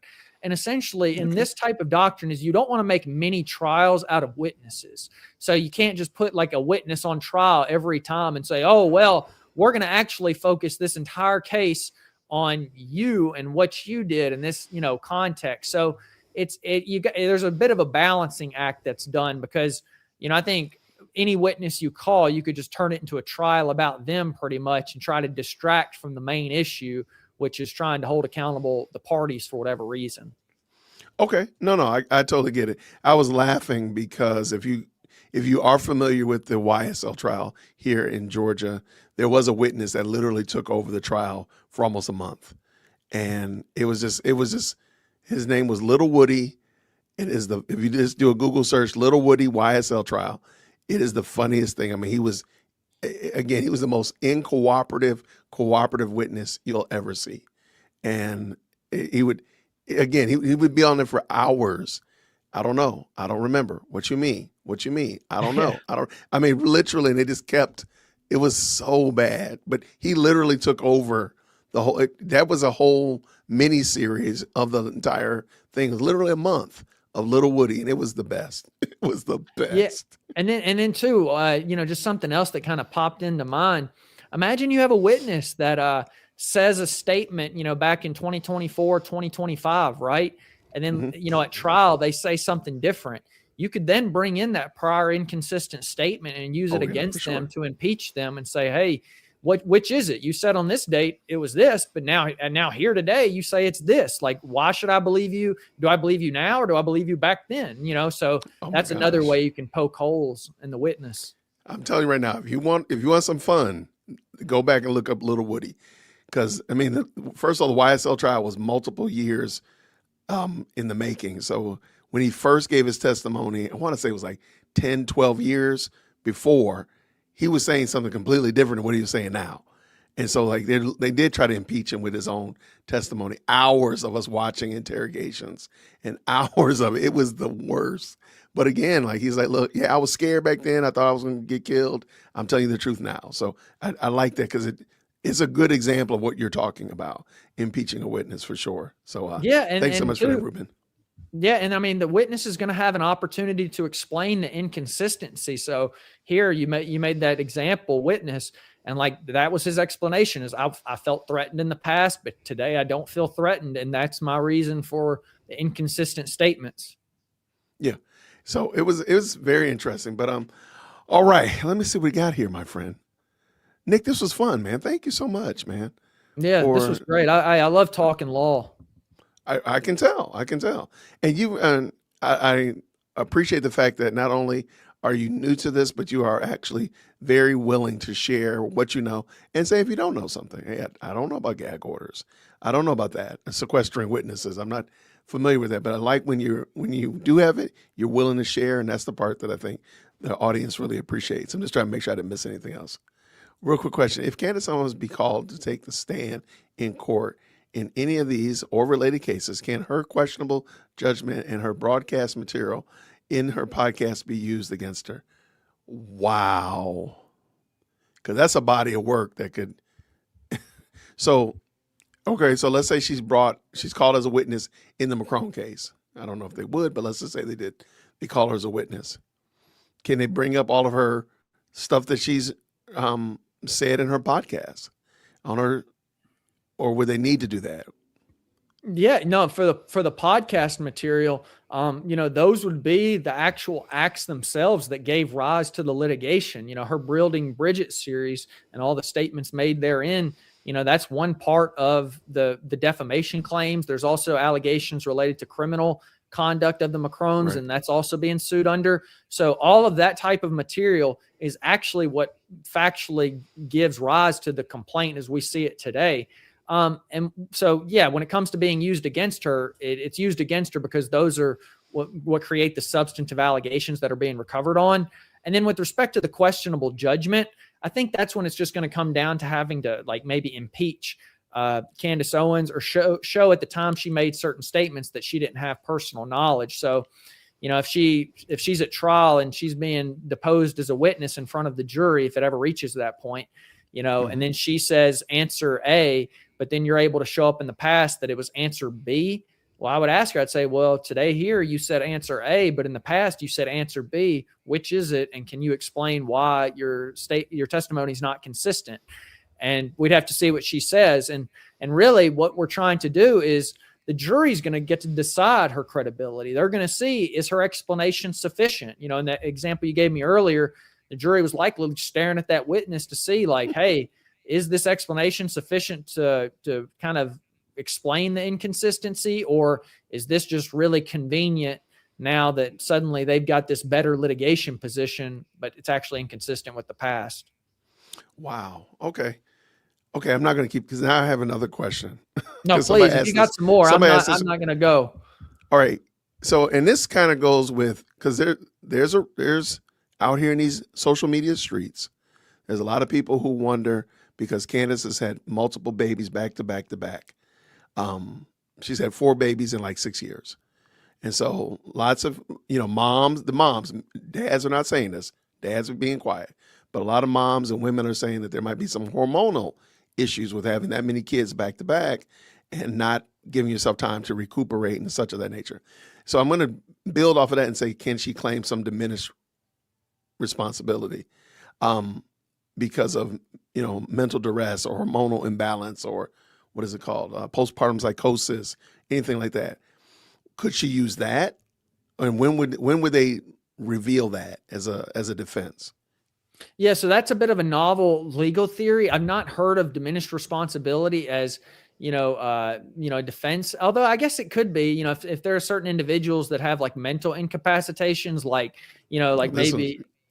Here comes your friend. There we go. Yeah.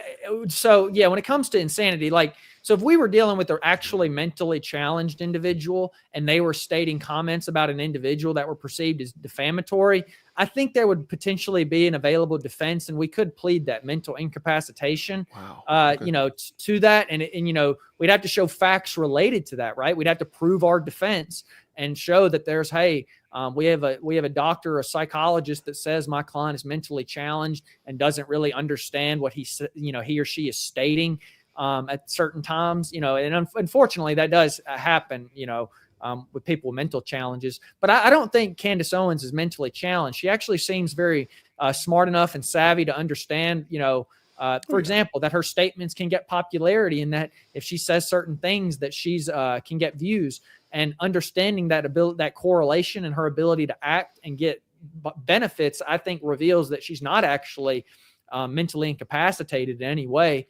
Now, when we're talking like diminished capacity, I think it's, you're either mentally incapacitated or you're not, trying to hover this like in between line of, I'm actually full capacity and I deserve all my legal rights. Oh, but by the way, I actually don't have to face all the accountability. I just get all the benefits of full capacity, but none of the consequences. There's not really a mechanism in law for that. So I've not heard of any diminished capacity in that argument. The only thing I could theorize is that Candace Owens would have to plead mental incapacity, but I don't think she's going to actually be able to show enough evidence of that, because she actually seems, she seems quite smart in her own way, or she understands her actions and the nature of them and the consequences they can have. She might not want to be held accountable for it, but that she understands, I think, what she's doing. Right. Okay. No, I like that. Thank you so much, Amethyst. So, Nick, allegedly, I heard, based upon information, that you went down to the Starbucks today and robbed them, allegedly, and you pistol whipped the barista, allegedly, and you stole the tip jar, and you stole a bag of Holiday Blend coffee, allegedly.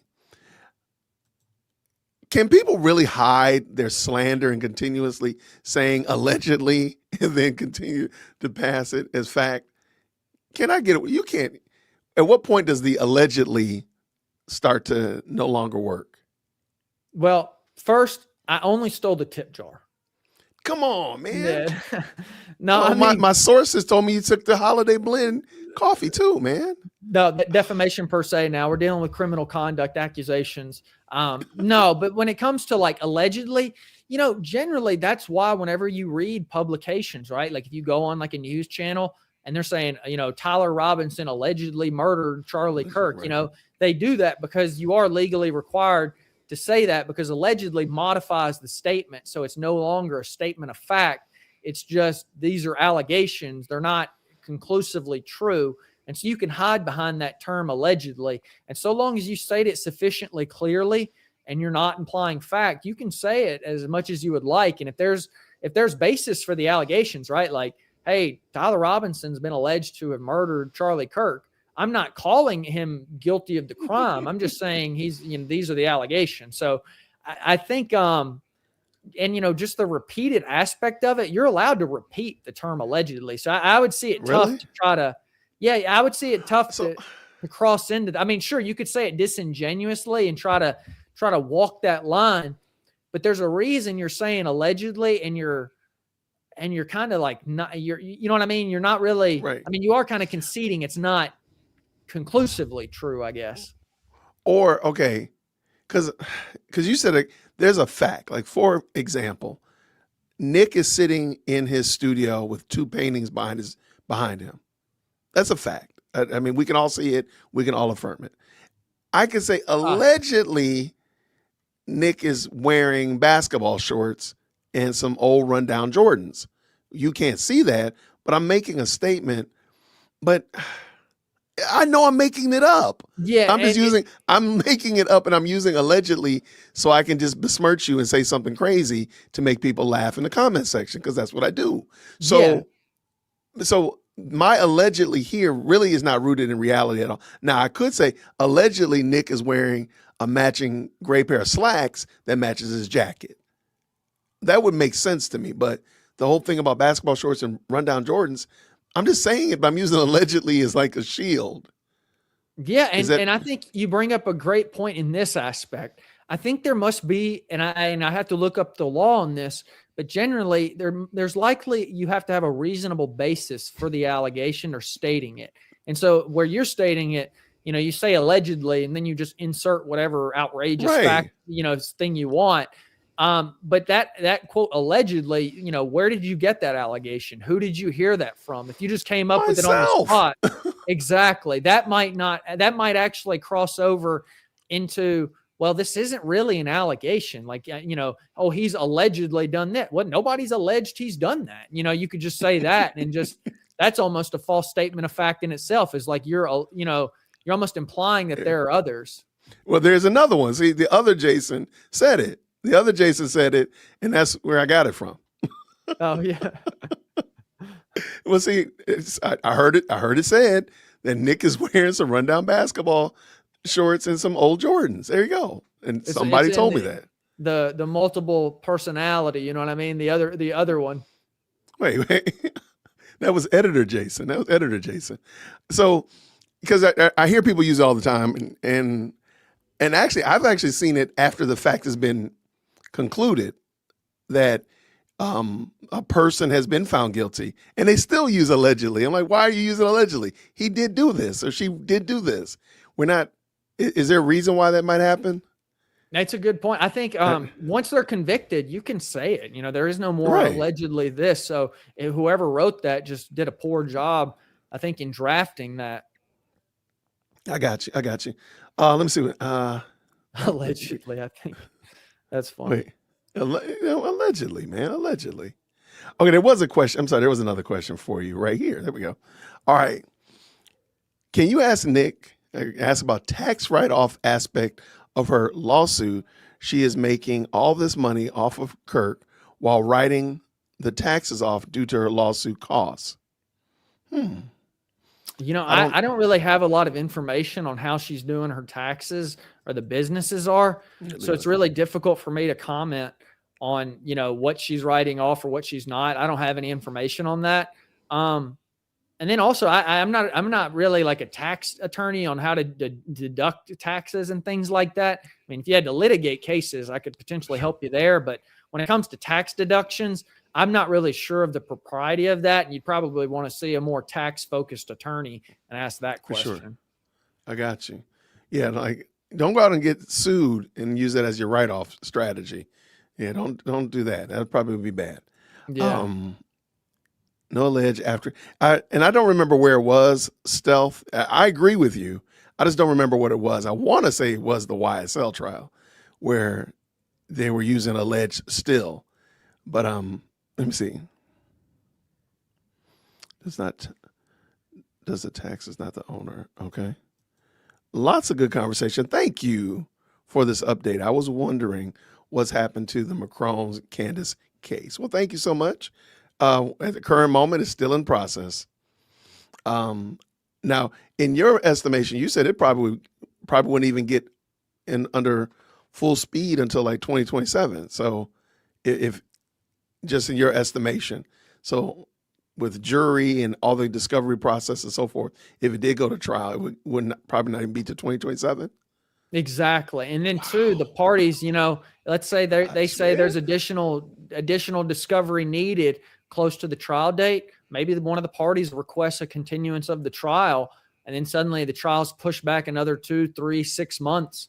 And so yeah, I mean, a lot of it's going to be gathering discovery. And that's going to be the question is like, does Candace Owens want to put herself through all these discovery measures, Also, I think the Macrons got to ask that question too themselves, because they're going to be, subject to discovery as well for the next year and a half, 2 years. So would that incentivize them to settle for some type of way they could if they feel like they won that motion to dismiss stage? Right. No, I got you. Yeah, so we got to get them quotey quote fingers, get the quotey fingers. Okay, here's a good question, and I think this one kind of wraps it up. What's the likelihood that Candace Owens is doing all of this, the Macrons, TPUSA, simply as a quest for fame and attention? I'm gonna give my own answer. I'm gonna go with about 80%. I'm about 80% certain that is exactly why she's doing this. But that's some people might choose a higher percentage than that, because ultimately when you start looking at, the monetary figures that can come in, the viewership, there's such a strong incentive to say certain views or opinions that maybe even the content creators themselves don't believe, but they're just driven by that incentive to do so. And so, that could be a possibility here. And, we could, if we were in discovery, we could ask Candace Owens that too. Like, hey, is this a quest for fame and attention? Now, her lawyers might object to that framing of the question, for sure, as in some sense. But I think you could get to that point and try to reason that out. And then for other content creators, I would just put it to you like this: if you were a content creator out there and you could only get like 100 views for your videos, right? But then all of a sudden I said, hey, if you talk about this subject, and I could guarantee you could get 50,000 views per video. What I could tell that content creator to talk about anything in the world, they're probably going to talk about the video, giving them 50,000 over 100, because that's probably some of their goals, whether it's money or attention. Yeah, great point. I like how you did that, man. I feel like you were talking about me, though. I feel a little slighted. I might not invite you back again. I wouldn't talk about you. I'll put it to you like this: I do certain views on my my YouTube about, like, shoot, I could do something about a football, thing, and like people just don't really have an interest in it, And I'm not necessarily like a former NFL player or a former NFL coach or anything. So people probably ask, hey, what is this guy giving me that I can't just watch on like NFL Network or ESPN, you name it? And so, like, I don't really blame them in that context. So it's like, you got to do, what you think can sell and, what you can make that can work. Yeah, absolutely. Hold on. Somebody made a statement and I don't think they know everything about. All right.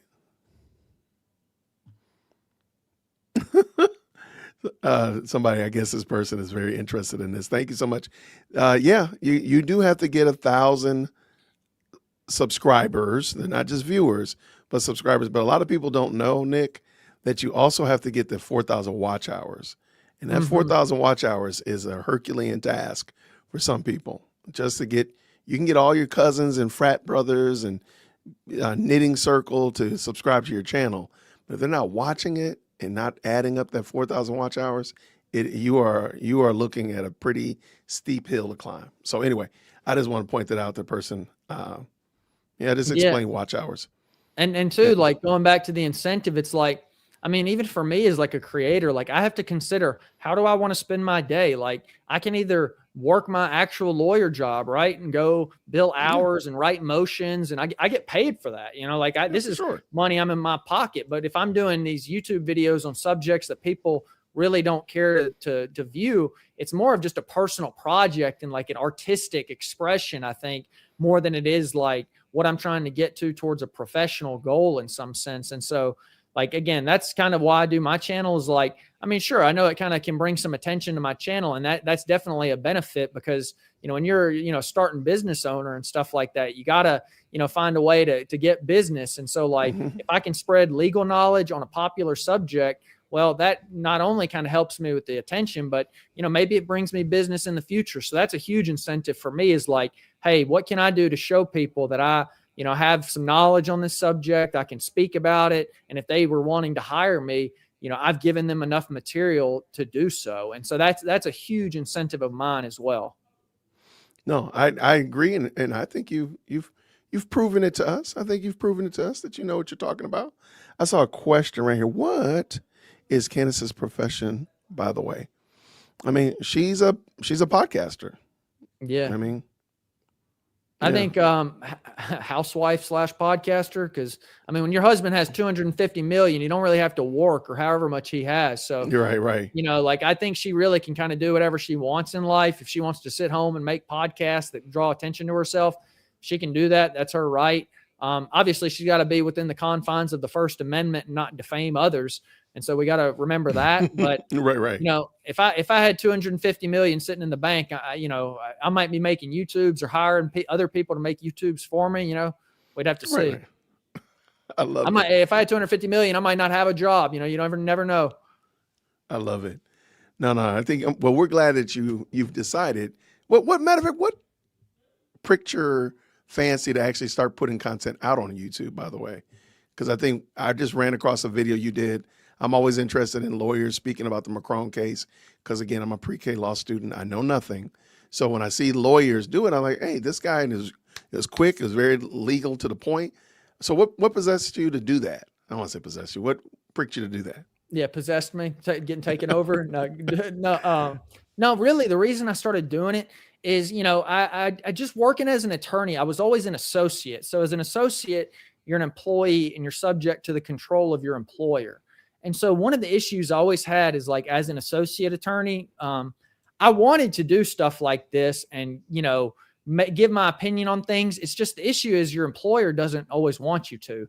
Your employer generally doesn't feel like you have the professional judgment to state your views. And so a lot of employers I worked for didn't actually believe in me, in my professional judgment. They thought, you know, I would slip up and say something. Maybe it was prejudice on their part because, you know, I have a Southern accent. I'm dealing with New York attorneys or California attorneys, you name it. And so you never know. But, you know, ultimately, you know, I stopped working for a firm. You know, it didn't end, you know, in the greatest of circumstance there. And I just asked myself, do I want to be an associate attorney where I'm subject to the control of an employer? Or do I want to go do this on my own and, you know, go start my own business? And I'd worked for a bunch of solo practitioners, you know, some in Jersey, some in one in LA, actually, for a year and a half or 2.5 years from Persia. And they were just young. They were entrepreneurial. They were go-getters. And it gave me a model on how I could run my own practice. So I'd had about, you know, 2.5 years of experience up to this point. And so I just said, yeah, I can do this. And I spoke with a bunch of attorneys I know in these professional networks, kind of sat down with about 10 to 15 local, well-accomplished attorneys here in San Diego to ask them their advice on how I should move about my affairs to, you know, A, pay the bills, B, bring a long-term future to myself. And they had great advice and I've been following it. So, you know, I love it. I started working actually with a firm in Irvine, California on like a contract basis. So basically the way that works is, hey, they give me, you know, an hourly thing. You know, if I do work for them, they'll pay me hourly for it. You do your, you know, paying your bills that way. But then, you know, outside of doing your contract work, and I do contract work with about 2-3 other attorneys too. You know, you do things independently, you get creative, and how can I get people to discover who I am? And I've got a website. Some people, I got a recent client actually through my website. So that was nice. And, a lot of it's just trying to be entrepreneurial, get some views, get some people to find out who I am, my product, my brand. And, that's a challenge, you know, trying to get your brand out there. I like it. Here, let me make sure matter of fact, let me can I put your website in the chat? Is that okay? Yeah, please. Okay. But yeah, no, huge business incentive because, like, you know, I feel like a lot of people in the world, you know, especially maybe from where we're from, you know, in the South, like you don't really ever want to bring a lot of attention to yourself, somewhat as an individual. So there's like an apprehensiveness that can come with like starting to post yourself, whether it's on social media, YouTube, you name it. And so like once you kind of overcome that fear, find something you can talk about, have some confidence and like maybe get business for yourself, like it's a great way to kind of live your life and expand some of the, you know, boundaries that you've had. I love it, man. I love it. Okay. Let me also make sure I drop your link to your YouTube channel. Make sure, just in case people have not already checked you out. There you go. It's right there. Nick, please clarify the difference between attorneys versus lawyers versus trial lawyers. Isn't there a distinction like British law, barrister, and solicitor? Yeah, no, this is an interesting question. So okay, I thought the same things. Okay. Yeah. All right. Actually, you know, so I actually speak Spanish and Portuguese. So we also have some different terms when it comes to that. So like English, when we're dealing with a lawyer, we either say lawyer or we say attorney. It's the exact same thing. Now, if we say trial lawyer, you're just indicating that this lawyer does particularly trials. You could say appellate lawyer, and then you're indicating that a lawyer does typically appeals. Pretrial lawyer, that lawyer does pretrial. You could say pretrial attorney, trial attorney, appellate attorney. Doesn't matter. When we're dealing with barristers versus solicitors, I'm not exactly sure. Well, solicitor, I know there's a couple in the United States where you'll have like the Solicitor General who, the United States, they're typically responsible for some of the legal affairs, as I understand, that go on in the federal government. So that can maybe indicate a prosecutorial role. The solicitor is kind of, I'm not so sure with, but barrister is just another name for attorney or lawyer in Britain, as I understand. It's not really anything too special other than they have their own name. In Spanish, we got abogado.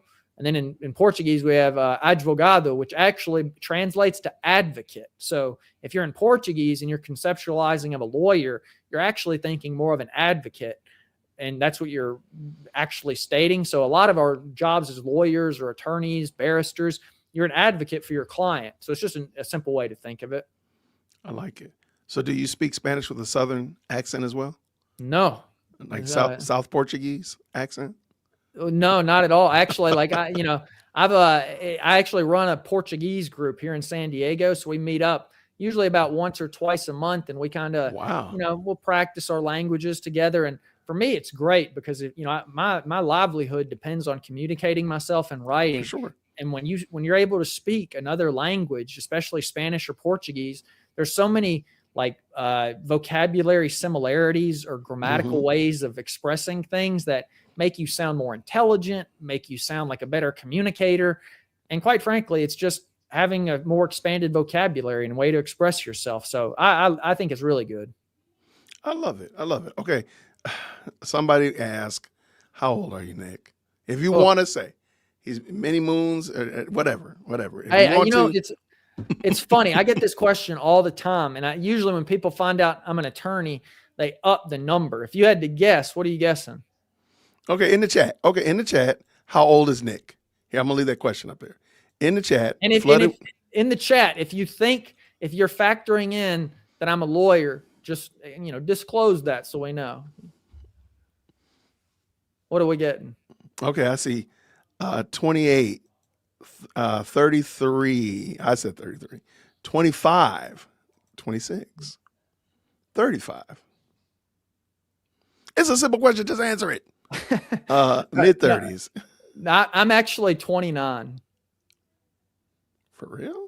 Yeah. Oh, dang. I just knew you were going to say 35. Wow. No, okay. I truthfully, let me tell you this.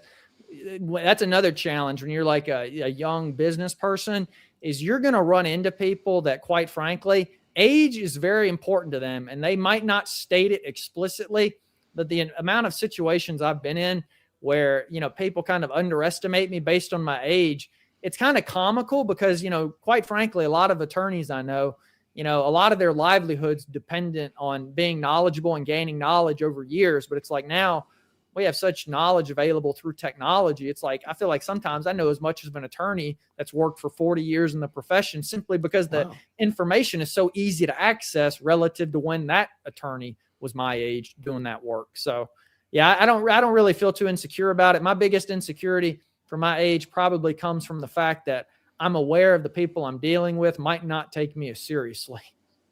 Okay. No. Well, I have to admit, you had me stumped because I would have easily said 35. I said 33 because I wanted to shoot low, and I was way off. So, okay, cool. And yes, it is about knowledge and integrity. I appreciate it, man.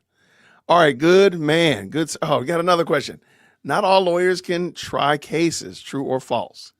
Oh, very true. I think, because trying a case generally indicates, doing a trial. And to be a trial attorney, I actually think it somewhat takes like performance acting skills. I think a good trial attorney knows how to put on a performance and like engage with the jury in front of him. And I think acting classes and theater classes can really help that. But if you're more of an analytical thinker, sometimes performing is a bit of a difficult task because maybe you're overanalyzing certain things. So maybe more pretrial is better for an attorney like that. And then, appellate law is the same thing. Like if you love research and writing, and appellate law is where your bread and butter is at, and that. So I think, there's different skills available to different types of lawyers, and good lawyers are definitely versatile, but some lawyers are also very focused as well in a certain area. Yeah. I'm learning that, there's contract lawyers, there's social media lawyer and all that kind of stuff like that. I wouldn't want them necessarily to be my trial lawyer since I'm suing Nick because he stole the tip jar from the local Starbucks or whatever. Exactly. Right. Or defend Nick rather, since he stole the tip jar. Absolutely. All right. There's some good commentary back here. I appreciate everybody. I'm just looking through to make sure I didn't miss anything. Excellent. Excellent. Well, Nick, thank you again, man. This is a lot of fun. You are welcome whenever. If something pops up, I'll send up the bat signal. Once we find out that the judge has thrown out the dismissal and the case is going to discovery. Hey, this is a question I had. This is my last question. What's the likelihood that the Macron case will be televised? Do you have any? Oh, yeah, that's a good question. I think obviously a media company of some sort would have to make a motion for that. It could likely be granted because, there's a huge public interest in a case like this. Obviously, Tyler Robinson would have to challenge that motion and, oppose it and give the grounds and why he believes it would be unfair or things of that nature to broadcast it. But I don't see why it wouldn't be broadcast. It's going to ultimately be up to the judge and the judge's discretion. They have a lot of control over their courtrooms. And, we'll just have to see how the motion and the opposition kind of work out. But I would say maybe probably greater than a 50% chance. Yeah, I can't see a reason why not. But oh my gosh, I think that would be bananas. But yeah, okay. Well, again, thank you so much, my friend. I appreciate it. It's been a lot of fun, and I appreciate your insight. If you do, of course, run across anything else and you want to talk about it, I know this guy who'll gladly have you come on and we can talk about it. And if your friend in Tennessee wants to talk about trials and such of that nature and sequestering jurors, tell them come over here. I got some questions. And, all right. We'll definitely talk it up. But sir, thank you again. You do have some videos coming up today or this weekend, am I right? Yeah, actually, so we've had one video posted today at 9. We're going to have some more, posted over the next couple of days just on different discovery tools, which would be available in the Macron v. Owens case. In addition, we'll discuss some of the discovery tools that would be available in the Erica Kirk v. Owens case. I notice a lot of viewers really want to dive into understanding the different types of evidence which could be gathered. So I've just tried to put together some videos explaining that. And then maybe, if certain parties don't cooperate, what the remedies would be, such as motions to compel, sanctions. And we'll just try to dive in and analyze different legal topics with respect to the case. Okay. Well, I dropped your link in the chat. Let me just double check and drop it again. Please make sure y'all go check out what Nick is doing. And of course, make sure you subscribe to his channel. Give him those watch hours, all that kind of good jazz. Drop some green hearts. Let him know that you appreciate what he's doing.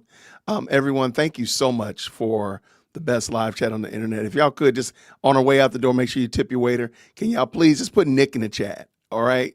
Put Nick in the chat and we will definitely see you. I'm going to be back this evening. We're going to be talking about Nicki Minaj and I'll have Keisha King on. We'll be talking about that this evening. So everybody, thank you again. I appreciate each of y'all. And Nick, I'm going to drop you back there for a second and I'll be right back.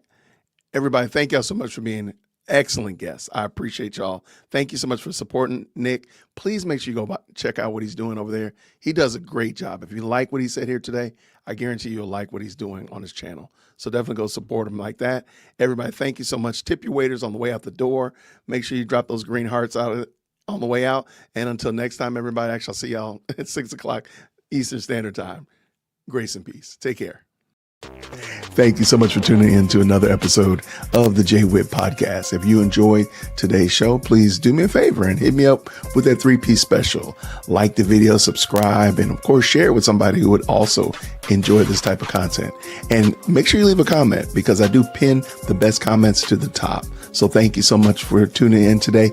And until next time, everybody, grace and peace.